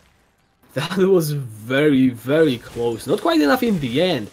And even though the play did end with an overextension, I feel like T2, they still managed to come out on top. They got a turret, they got more kills overall, and they are extending their goal lead to 4,000. And the thing is, if you're Tristana now, you're so far ahead. If I was on the T2 side, if I was Toto, I would want Karma to get an Ardent Sensor, because Tristana will deal so much damage now. Tristana's almost got her Infinity Edge. She's picked up the BF Sword. How much gold does she have? Only 208, so she still needs another, what, 2,100 gold? Yeah, quite a lot, but it is still close considering it's mid 20. Oh, the hook landing onto Toto. He has to burn the kill and the flash, but he will stay alive, and Rasmussen is dropping very low on that flash. Toto is got like infinite duress, landing onto Falcon, but Chaminovash coming from the backside with that petrifying gaze. Double kill landing in for Toto, and Vulcan Disposal takes care of the Cassiopeia. 4 kills going in favor of T2, and they completely wipe the floor with Crater in that fight. Right. They're going to pick up the Mountain Drake now and go straight for Baron, I think. Only Sejuani is up. It's not going to be a 50-50. I'm pretty sure that they can just go for Baron. Or will they decide to push mid and play it safe? I feel like playing safe is the right choice. You could rush Baron, but... well, I mean, you technically have the Mountain Drake, so rushing Baron is a viable strat, but you can also get that mid lane turret, get the recall, spend all that gold, get the items, get even stronger, and then the Baron is all but free. And that was so good from T2, especially the Warwick's. He found the Ezreal, he got the suppression off, and that was so important for that team fight. P666, oh, that is a hook landing onto Jurgensen, and he just cannot get out, flashes away, but too little too late. And actually he flashes into a Cassiopeia, which is never a good thing. He didn't know that, but that Baron, that pick could open up some Baron control for the side of Crater. Before any fights will start, I just want to point out that Vulgar Disposal on this Riven has been doing so well considering that it was an accidental pick. Yeah, and I just feel like, I've been saying this a lot, but there have been so many silly mistakes from both sides in this. When you're ahead, when you've got that, why would you back in the middle of the river? Just back off a little bit, and back in a safe place. Well, now Rasmussen might be starting overextending. That is a lot of damage from Vulgar Disposal, and Toto. The slow from the Glacial Prison will mean that T2 do not commit to any further engage. But as I said, mistakes from both sides, overextension from both sides, and now it's Rasmussen who will die for his group. Again, you cannot... Wait, Toto is jumping over the wall. That is ballsy. Right now, Chaminovash pops down to Miasma in the middle of the fight. Shut down. Already, focus on the suppression. Does not on Chaminovash, but there just isn't really any follow-up. P666 could be doing the job on his own. He does get it through. Shut down though from Falcon onto Toto. Jurgensen bursting down the Ezreal. He will get stunned though. P666 tries to go in. Can he save the fight? He gets the double kill onto Biscopen. Lazy Banana, the only person alive. Triple kill for the Warwick, and at the end of the day, it is a 3-4-3 even fight. I'm just gonna say that was so badly played from Toto. Got caught out pretty much single-handedly, killed Kawaii and Volga, and then in the ensuing fight, he was focusing Biscopen. Why would you focus a tank that has some fire cape instead of an Ezreal that was literally standing right next to him? So, again, that could have gone so much better for T2, so these slight mistakes are costing them. That could have been a fight that had given them Baron. It could have been, it turned out not to. And Championovac, he's picking up the items. He's quite significantly behind the main carry of Totot, so he will not be as useful, but each passing item is very scary on a Cassiopeia. He's already sitting on 2 now. Kawaii, he tries to go in deep for the warding, will have to burn the flash. And I feel like this game we're just watching people overextend left, right and center. Yeah, but that was a beautiful flash from Kawaii. He maximized the flash distance over the red buff wall. So a nice flash, but again, getting caught out. Last game, he was on the Nami getting caught out. Oh, wait. Talking about getting caught out, Vulgar Disposal jumps away from the unstoppable onslaught. The Glacier, the Iceborne Gauntlet does get the slows. Ooh, the Blast Cone is good. Championovac is behind, trying to get work done, but the Baron falls down, and Vulgar Disposal doesn't even get caught, only has to commit his flash. And T2 just punished Baron though, because T2 are already on it. Fantastic! Fantastic from T2. You've got the Riven split pushing bot side. And I was going to mention, when they picked up the second turret on the bot lane, you have the option of split pushing. And there you go, Riven split pushing. They try to catch her out, and then T2 are like, right, let's start Baron. Thank you very much. And how this Baron will mean that Crater find themselves at just under 9,000 gold lead at 25 minutes. And I feel like we could be looking at a game 3 right now. Definitely, because Tristana has just hit her item spike. She's got the Infinity Edge, that's 60% crit coming in. And don't forget, the Infinity Edge does apply on the Storm Razor burst of strike at the start of a fight. So she's going to do a lot of damage. The thing is, we have seen, as Rasmussen might get caught out now. He has to flash forward from P666, gets the infinite duress over the wall. Tolotech says thank you very much for the kill, gets his 9th of the game, and the Mountain Drake stands wide open for the taking of T2. And this is fantastic now as well for T2, because it's another Mountain Drake. They're going to be dealing so much damage to objectives. The explosive charge from Tristana when it is on a turret is going to be phenomenal. They're going to pretty much one-shot that turret with the Baron, with the Baron buff as well.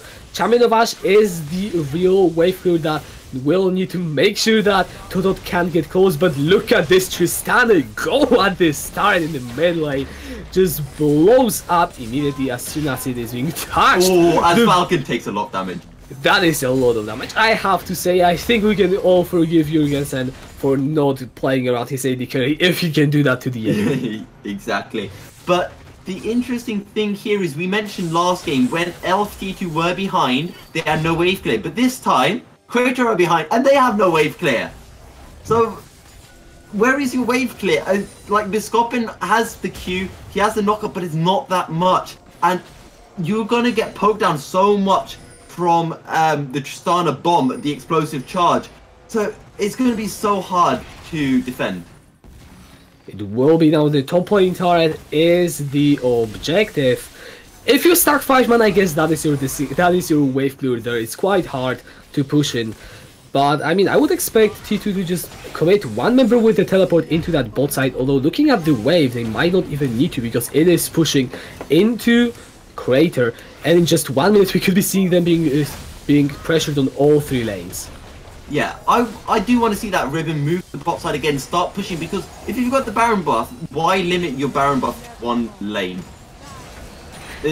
Again, Rasmussen is running low, and here goes Totot with that empowered range with the rapid fire cannon and the Storm Razor getting a kill, and the cannon will even finish off the turret.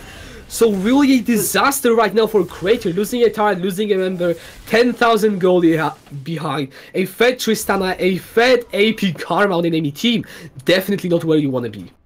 Yeah, the Storm Razor guaranteed the crit for Tristana when she pulled off the auto track, and the Infinity Edge double damage, so that was a lot of damage. That was a lot of damage. And Trine, Karma is probably going for the other Ardent Sensor. You have the Forbidden Idol. So looks like right now Jurgensen says, alright, I can pretty much half health enemy AD carry. What should I do?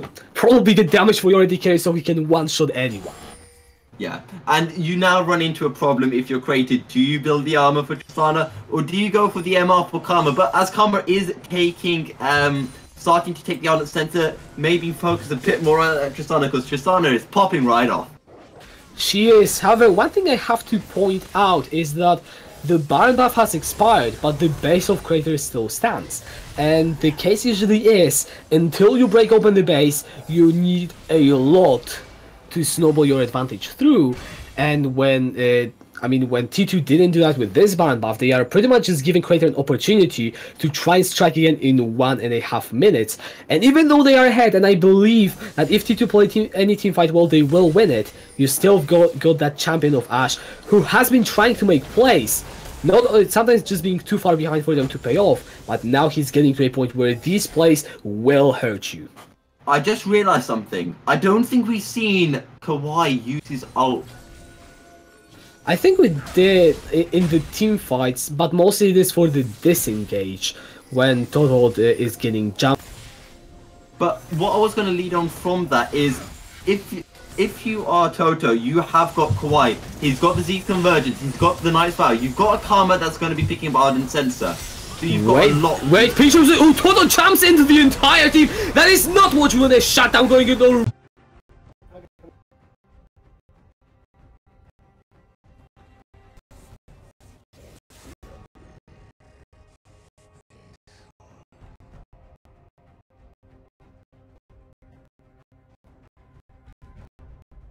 Alright, looks like we are back, I think. Yes, okay. Now we are... Oh, sorry, go on.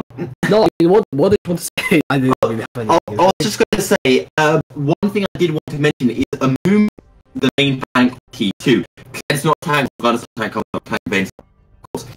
But when Amumu goes in, you've got the Morgana shield, the Karma shield that can go on Amumu and make him even tanky in a team fight, which I just feel could become a really disgusting front line. Maokai's tanky, but he doesn't have that kind of support. You've got the Rakan ult that can come in, and sure, it can peel Vayne away from the fight, which would be important. But I just feel that LFT2 team fight might be a little bit better. Yeah, team fights will be something that will depend on whether either team is ahead or not, because there are so many factors playing in the organized engage from Crater versus all the support that T2 can provide. So maybe let's look at the earlier stages of the game, because I feel like that is something that Crater should abuse. They have got the lowest GO, as you mentioned, and Vayne and Morgana, they're not the strongest 2v lane out there. No, if you are LFT2, you will want to be playing safe, wait for the Amumu gank in bot lane.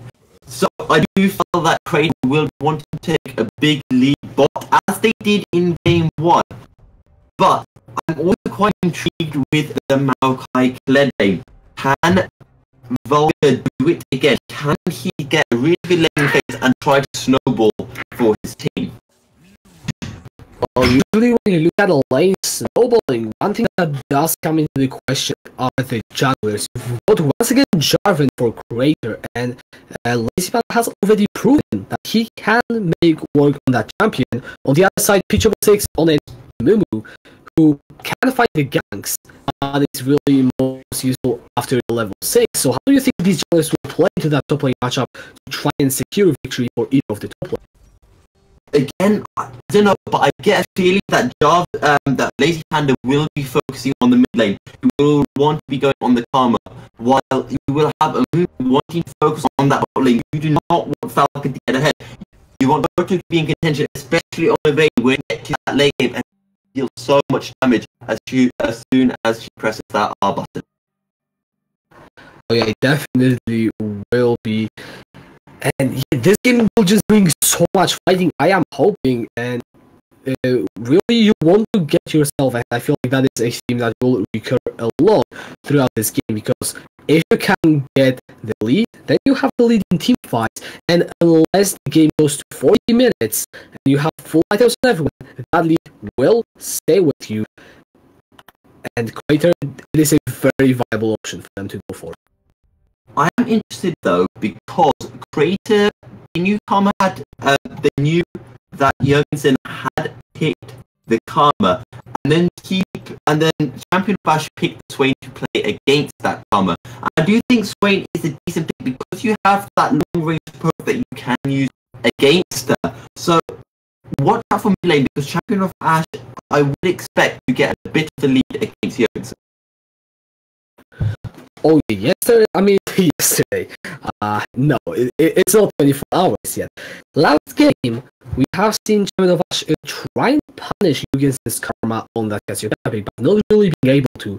I feel like Swain, he has much more range, and importantly, he's got lockdown. He has reliable lockdown in the form of that never move that you can use, combine that with the Lazy Panda, and you just can camp Jurgensen, because this guy only has one flash, that's once per 5 minutes, and apart from that, if you look down the karma, she is pretty much dead. Yeah, because in the last game, if you're playing Cassiopeia and there aren't many around, you cannot get close to Karma, because Karma will just use her powered Q and deal so much damage to you, and then she'll just simply put a shield on herself and then run away. And you can essentially do nothing. But Swain can do a lot more against Karma.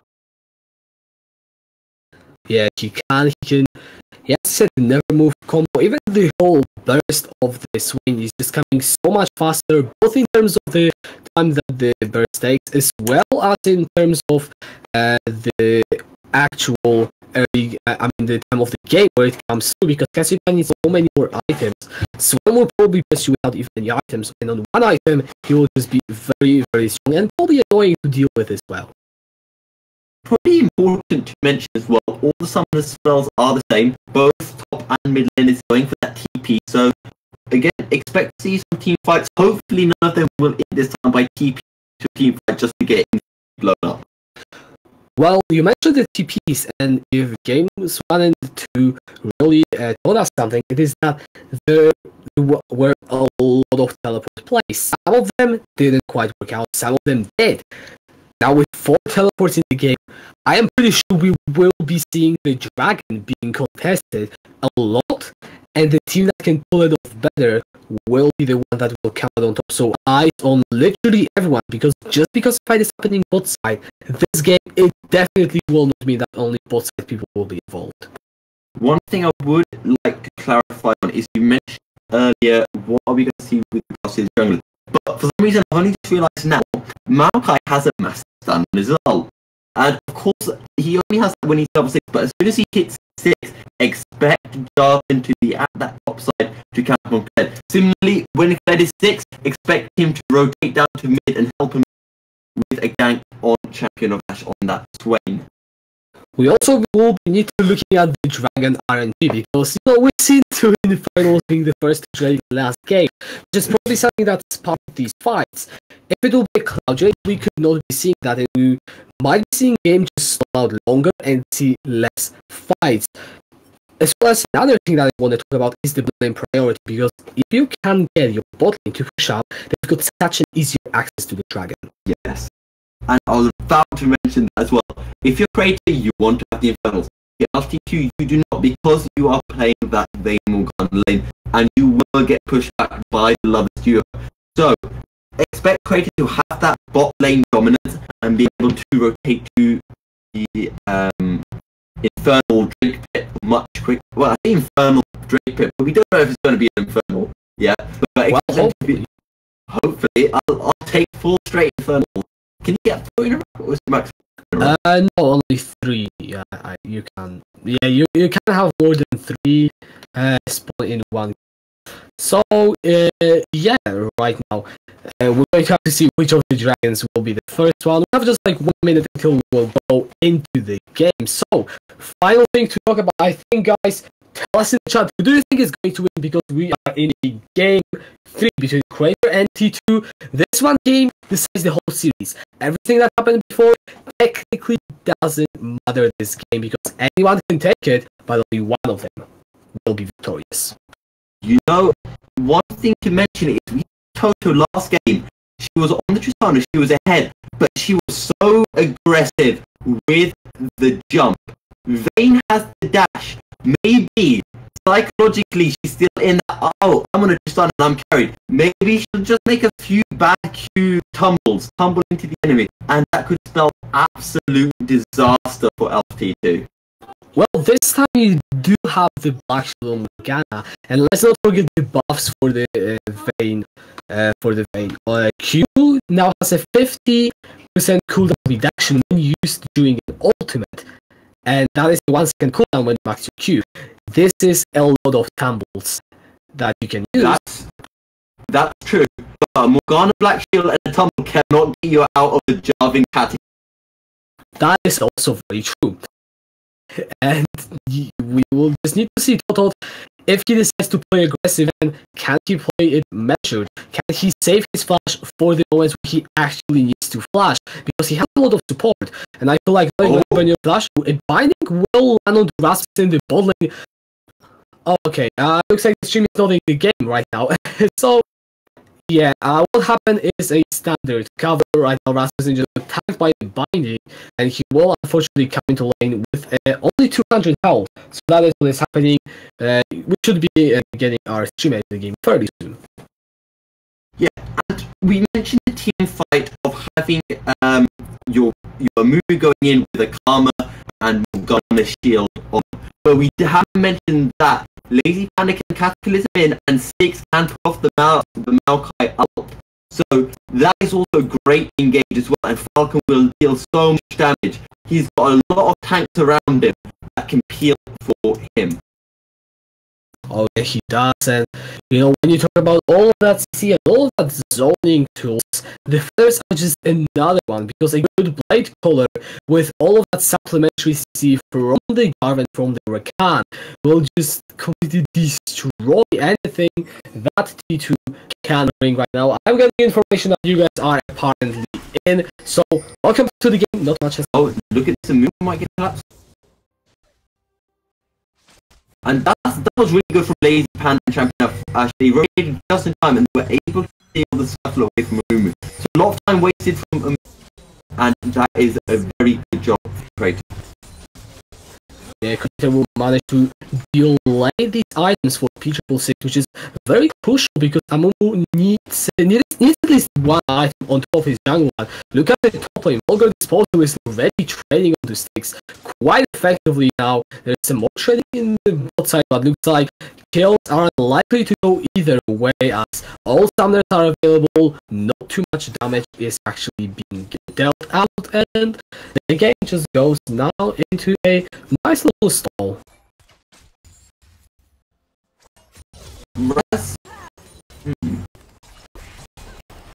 Yeah, now actually, Rasmus going in. Oh, it is a double knockup. Kawhi does not use the back shield himself. First back going in favor of Falcon.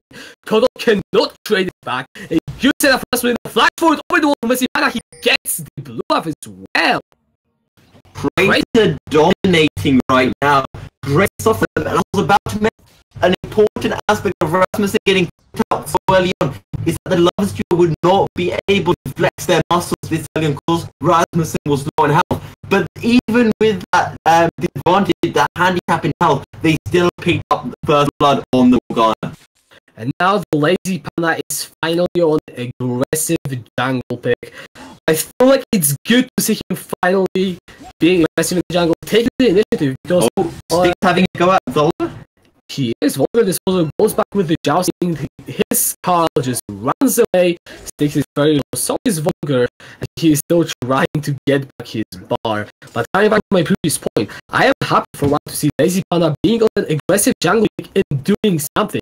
Because in the first half of the split, he really didn't do it all. Like, when he would be playing on Ares, he would kind of maybe make a gank and then not really do much more. But right now, on Crater, he's actually just being an active part of making sure that P666 cannot do anything, and I'm just happy to see that.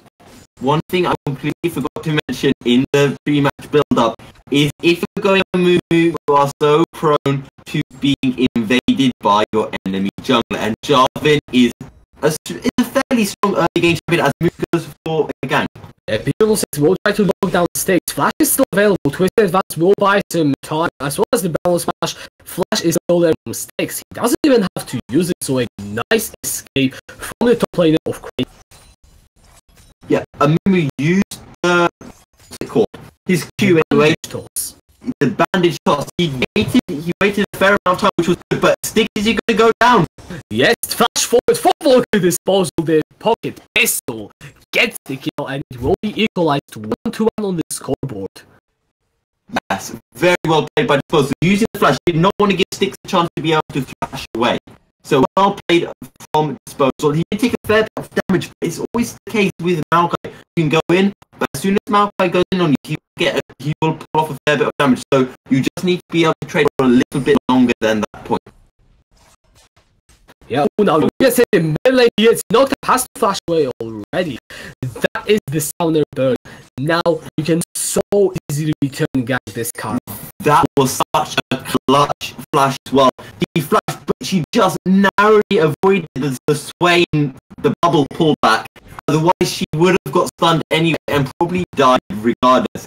So a very, very good flash from Jurgensen.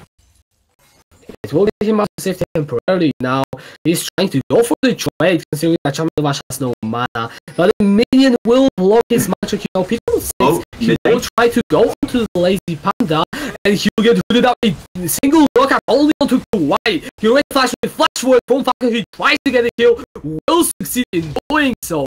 2-0 on the Zaya, right? And Toto's condemn on Falcon was not enough, and Disposal, he somehow avoids getting spotted in the bush. Hey, how did Disposal even make it down there? He just throws out the birch on a rope, and doesn't the coach match just gives Styx more time to farm up on this Maokai. I really don't understand what T2 were going for here, since the dragon hasn't even been attempted. Let's just talk about us hitting in mid. Yeah, the charge does not find its mark. The demonic has been already a lot of damage onto the champion. She has no mana, but the magic from Jurgensen will not find its mark, and no kill are going in favor of. Right, and Kawaii has just gone top now to kind of deal with Styx pushing in under the turret, which means Vayne and Toto is all alone in the bot lane. So just have to be careful because Zaya does have her ult. And I'm sure Rasmussen will be picking it up very soon as well.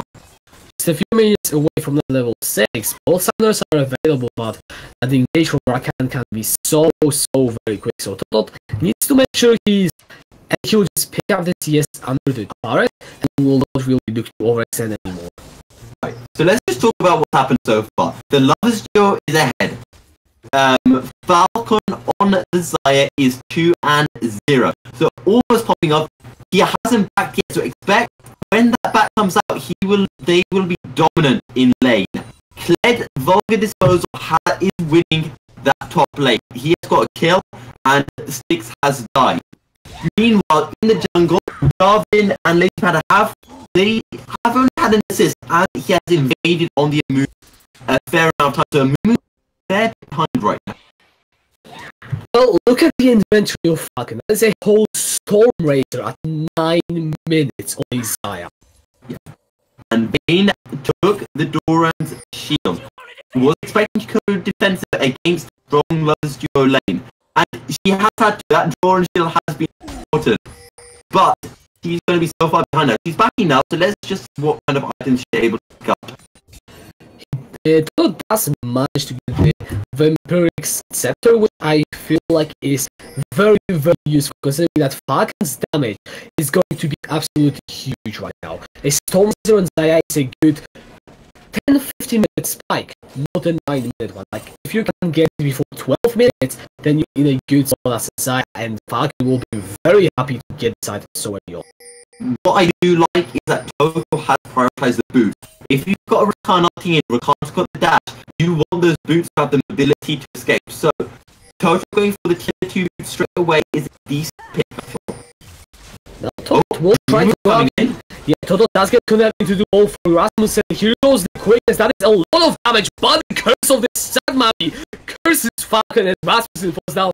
Falcon next to follow does not get the return kill onto Kawaii, and T2 answer with 2 kills in the bot lane. I just want to say one thing. Falcon had the heal.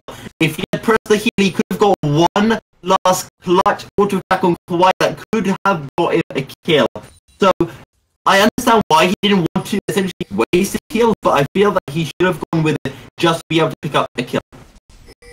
You can argue that, but he decides to go for the safer option, and that gives the dragon open. Lazy Panda is behind the pit, so it's not free for T2. Lazy Panda can definitely go in and try to outsmite. Actually, looks like a collapse will be imminent. The stun will land onto Champion of Ash. Meanwhile, Lazy Panda says, thank you very much for the Mountain Drake. We will take that. Rasmussen is dropping those zombies units and away. Champion of Ash already is down. Jupiter has to force the stopwatch. The dragon is down. Lazy Panda takes that down, and Cutthroat gets killed. The smallest pitch 6. So Crater taking everything they wanted in that engage. Yes. Falcon and Falcon turning up right at the perfect moment. Toto had already wasted his heal, but he had used his heal just to give Jurgensen and P6 a bit more help. Stay flashes for Vogan. This ball is very low. Flashes away. Just one poke at the wall. This cow does not make it in time. The Martian standard will finish the kill as Lazy Panda gets it.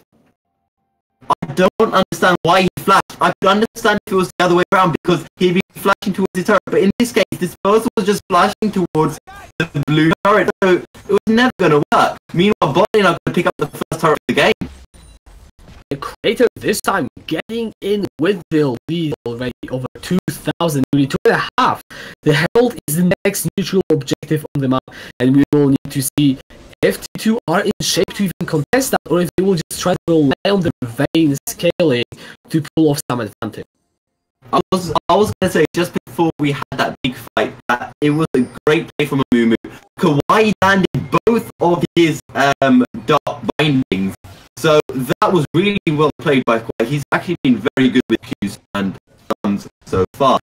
And Toto picked up the bounty. It was about 600 gold. But then, unfortunately, Sky came in and picked the kill. Unfortunately for T2 Crater this game, they are answering, and they will be looking to set up around that Herald right now. The bot lane of T2 is still left in the bot lane, as the name suggests, whereas a Crater decided to rotate this one up in the top side, which will give them the numbers advantage on that Herald. It looks like P6 doesn't even want to contest. Jurgensen is still... They can't contest. They just can't contest. Crater's too far ahead. You've got Sai, she's got her first item. Vayne will garner a bot lane. Vayne doesn't even have her first item. Crater are doing what they need to do, which get ahead, get Falcon ahead. Now the quickest for Rasmussen will make his flashes to get it into Rams the charge, and the capitalism gets it, but the passive proc actually gets Volgas out of the wall. He nearly has got his skull back. Falcon caps and gets the kill. So the Mum will get the return kill. Triple6 is looking for more. Falcon only on 200 health, but the Umu decides it is not worth to chase the kill. Now in the jungle, Jurgensen versus Champion of Ash, they are duking it out. A root will land on the Swain as well as this low, and looks like Jurgensen will just make it out alive. Look at Falcon, he's sitting on his own control board. Triple6 didn't actually see him, the never move will pull him back into the Champion of Ash, who is now slowed, will be stand post. Here comes oh my god. And the Black Hole gets killed, he flashes for it, he wants Jurgensen, but this he has the ult as well. He could have possibly gone with the ult on Karma, but I think he might have been just out of range. And now John's going to steal the red buff. Good place coming in from Crater, getting the lead early, pushing these advantages. Oh, Vayne's been knocked down mid on the bot lane, took a turret shot, but it wasn't enough. Yeah, now someone in the middle lane will easily take that first turret, possibly even the second one. Look at T2, they are in position to contest that objective. Jurgensen is now running forward, but it's too little too late. He will be zoned with this turret, and two mid lane towers going in for Crater just off the back of a single play. The Demolish procs and Rift Herald were disgusting there. Two turrets going over to Crater, and while the scoreline shows that it is quite close, 7 kills to 5, look at the gold difference. 4,000 gold in the advantage of Crater, and that's pretty much all sitting on Falcon. Falcon is going to be absolutely huge. I'm pretty sure it's safe to compare him to Total last game on the Tristana, with the only exception that Falcon cannot jump into the team fight, but I'm pretty sure it won't be really any hindrance for him, as he's looking towards his second item at just under 16 minutes. Yeah, Falcon doesn't really need to jump in. He's got a Rakan at the end of the day next. And you've got the Jarvan ult, you've got the Maokai ult as well. So you have got plenty of lockdowns which will allow Falcon just to get off his crit and deal a whole bunch of damage. Now, if you look on the other side at G2, Morgana's having mid lane, I think. Going to try to get a gank off on Champion of Ashes there as well. Yeah.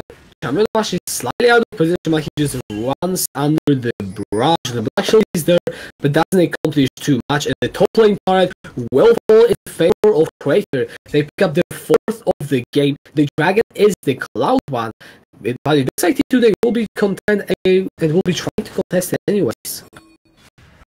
But the last duo of Falcon and Ransom. Why is gonna get caught out? Flashes away. He does have the Black Shield auto, but here goes Sticks, and Champion gets himself the kill. Now flash forward, the Minerva does not quite connect on Jurgensen, and one pick getting into the points of Crater.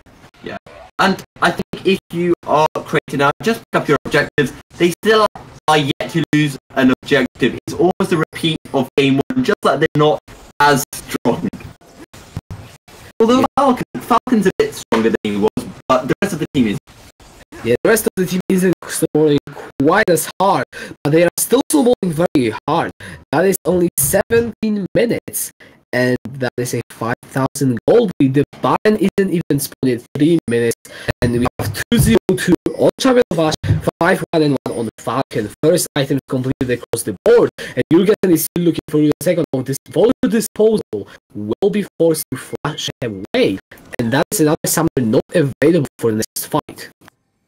And something important probably to mention is the next Drake is a Mountain Drake. If Crater can get the Mountain Drake, they will have 2 Mountain Drakes and a lot of damage for the Baron that will be coming up in 3 minutes. Isaiah plus 2 Mountain Drakes will pretty much meld that objective, so well, it will definitely be in the cards of Crater. However, I'm pretty sure that the Baron will spawn first. So if they are far ahead, if they are far ahead, and they feel like they can go for the Baron, and look at the vision. They got pretty much full vision control now. They are getting swept, so that one is no longer true. But they do have the control of the vision overall, so it is not impossible for Crater to just rush into the Baron and take it as it spawns. Yeah. The bot wave is pushed up. Maokai can split, so can Swain. So one of them could just happily sit bot lane, push it in, and when the members of T2 try to contest that split push, they can just rush Baron, because I will burn it down. Looks like Toto will be the person sent down. P6 could be looking for a fight. Volker disposal is dropping very, very low. Double lockdown coming in for P6, but Falcon goes on a rampage. Double kill already. P6 falls down to the lazy panda, and just like that, Crater collapse, gets 3 kills. Jurgensen could be next. He gets tagged by a slow, and the Twisted advance brought back with the Bramble Touch. Rasmussen goes in. Zonia swallowed by certain time, but Jurgensen cannot go anywhere. Champion of Ash is on a kill free. Falcon will get shut down because of the turret. That is a slight miss. Falcon had heal as well. Why would you risk it? The target damage did seem to be quite a lot, so I feel like the mistake is understandable there. It does suck, because it gave Jurgensen, let me just check, quite a lot of gold. I feel like those 800 gold shut down, so that's not gold you want to give away. You say that, but Falcon did a turret dive earlier on in the top lane, and he took so much damage, so you should have been aware of how much damage he was taking, because I did comment earlier on, that's that fair amount of damage on the turret. So, again, I don't know, Rakan also could have shielded. It's just unnecessary mistakes, I feel. And the Baron is now spawning. It is, and there are already pings going from the side of Crater. one thing that is very good for Amu is his ability to get into the pit. So unless there is someone like Rasmussen or Six sitting behind the Baron pit and zoning away the members of T2, there is always the possibility of a Baron steal that we need to be looking at. It will be hard because you are under level compared to Lazy Panda, and obviously you don't really have any vision control. Although there are some nice rewards in the jungle of T2, but that is something that I am keeping my eyes on. And that last fight, I did like P666. He tried to be aggressive. He tried the flash ult. He got a flash double ult on Falcon and Rasmus. The issue is, Toto was not late. Why? Again, I understand you want to far, you want to get strong, but you can't. Not if you need to stick to your support. Oh, look at Rasmussen. He flashes for getting a double charge, and Kawhi already drops down. P666 is the next one to go, and there goes the jungler of T2 as Falcon gets the double kill. Look at the top side now. Champion Flash is on a rampage. As Volume for the post down, Jorgensen next to go. Rasmussen gets that kill. Toto the only person alive, and with 4 people dead, we could be seeing Crater try and force even a Nexus turret. Yes, and Falcon right now, he is pushing in that mid lane, so they're going to get a second inhibitor 10 seconds before P666 come up, so they can get this inhibitor and go straight for Baron.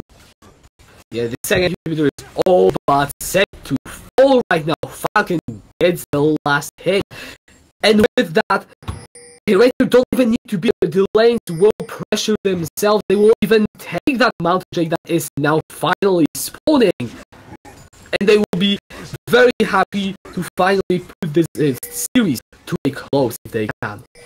This is pretty much the reverse of what happened last game. Falcon said, "Oh, Toto, you can carry? Well, so can I." And he's got... The thing is, if you're Vayne, you only have Blade of Falcon is sitting on Storm Ray, the Rapid Fire Cannon, and he's gonna be... I think he's gonna be able to purchase the Infinity Edge as well. No, he can only get the pickaxe.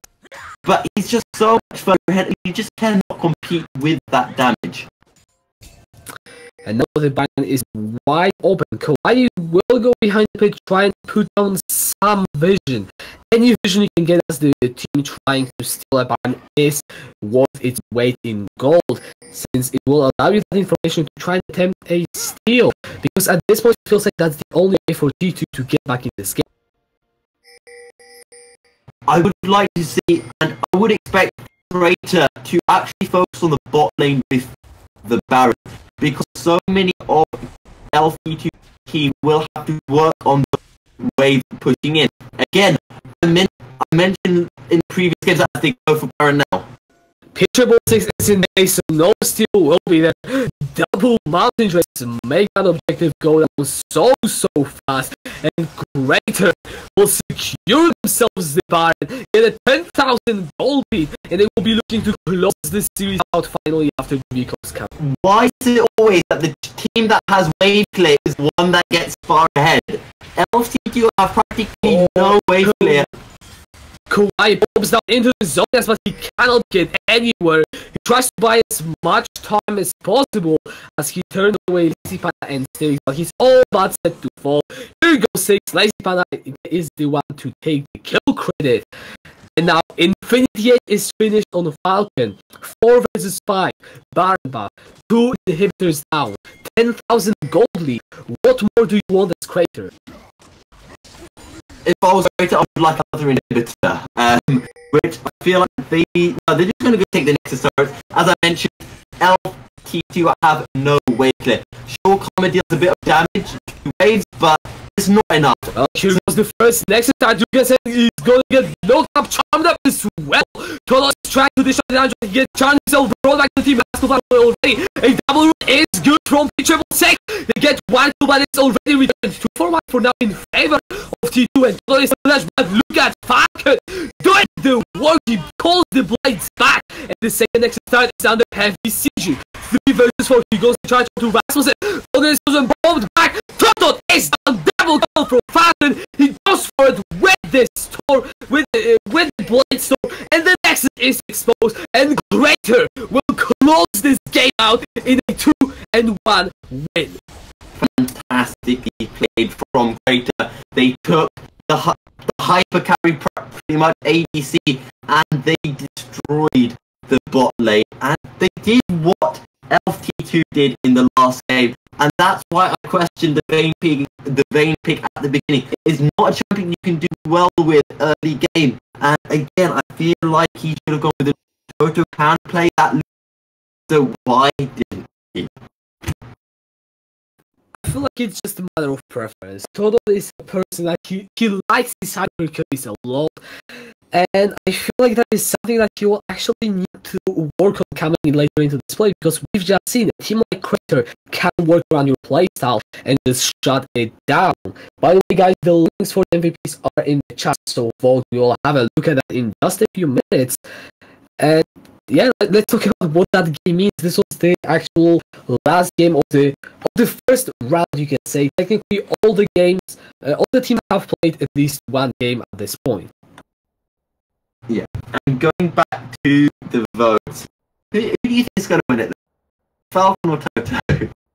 I mean, those are separate votes for both of the teams, so maybe both. Oh yes, of course. Yeah, but actually, Lazy Panda's getting a few. That's not surprising. He has followed the entire bit, although the Clef pick did not work out that well. Lazy Panda did pull off a fair few ganks on it, and actually he did die a couple of times. So, Six able to solo. Yeah, Lazy Panda has been just so active on that new Crater roster, and I'm just happy to see him do that, because as I said, he previously wasn't there. Seeing him being 4-1 and 13 out of 20 kills in the team is something that makes me personally happy, and I'm just looking forward to Crater develop throughout that division too, because they definitely have got the potential to contest for those maybe near the top spots. But again, I think if you are the coach for Crater, you will be happy with that. With the exception of game 2, but then again, they did team comp that worked well. They have a lot of positives to the rest of the Winter Split. Essentially, put Falcon on a carry champion that can do well early game, and put Lazy Panda on the job. Yeah, just put it on the Jarvan. I agree. But Nigel, why can't you vote for Hoodie MVP? Well, you should have done it yesterday for Kaylee. Now you don't get a chance. I'm sorry, you can't vote for the jobs are good. I'm not complaining. Very good in my opinion. But and I just want to mention about LT2. The Karma pick on Jurgensen worked. It was decent even in this game. So maybe that's something that they can future games. I think I understand now why Peter he likes the Zinzap, he likes the Grave, because he's on the move, he can't deal with the counter game. Lazy Panda almost had double his CS, and that was pretty much just from counter gang, not from counter gang, from invading his jungle, stealing those buffs. So I feel like P6, again, go with an engaged champion that can gank well, but not one that can be invaded so easily. Yeah, and looking at the votes, it seems as if Lazy Panda and Totot are going to be pretty uncontested at the top. Totot, I'm not surprised. Game 2 absolutely phenomenal on that star. Pretty sure that will be a ban whenever we see T2 play. And yeah, is there anything else that you want to add? Not particularly. I think we have covered pretty much everything. Right then, well guys, thank you for tuning in today. Do not forget to follow us on the Twitter, YouTube, and Twitch, obviously. Follow our channel so you know when we're live. You can also join our Discord so you actually get add everyone notifications that everyone knows and loves. And we will have matches on Sunday at 16 and 19, I believe. That is the case. And don't forget to tune in then. We will see you. And I mean, I was catching the play-by-play for today, and I was joined today overall in the color by Milky Cereal. It says Karen, don't be fooled. It is our I just saw that. I was like, what's going on there? Where's my credit? Well, it is right here. Well, that was Milky Cereal, and we wish you good night. Immortal words.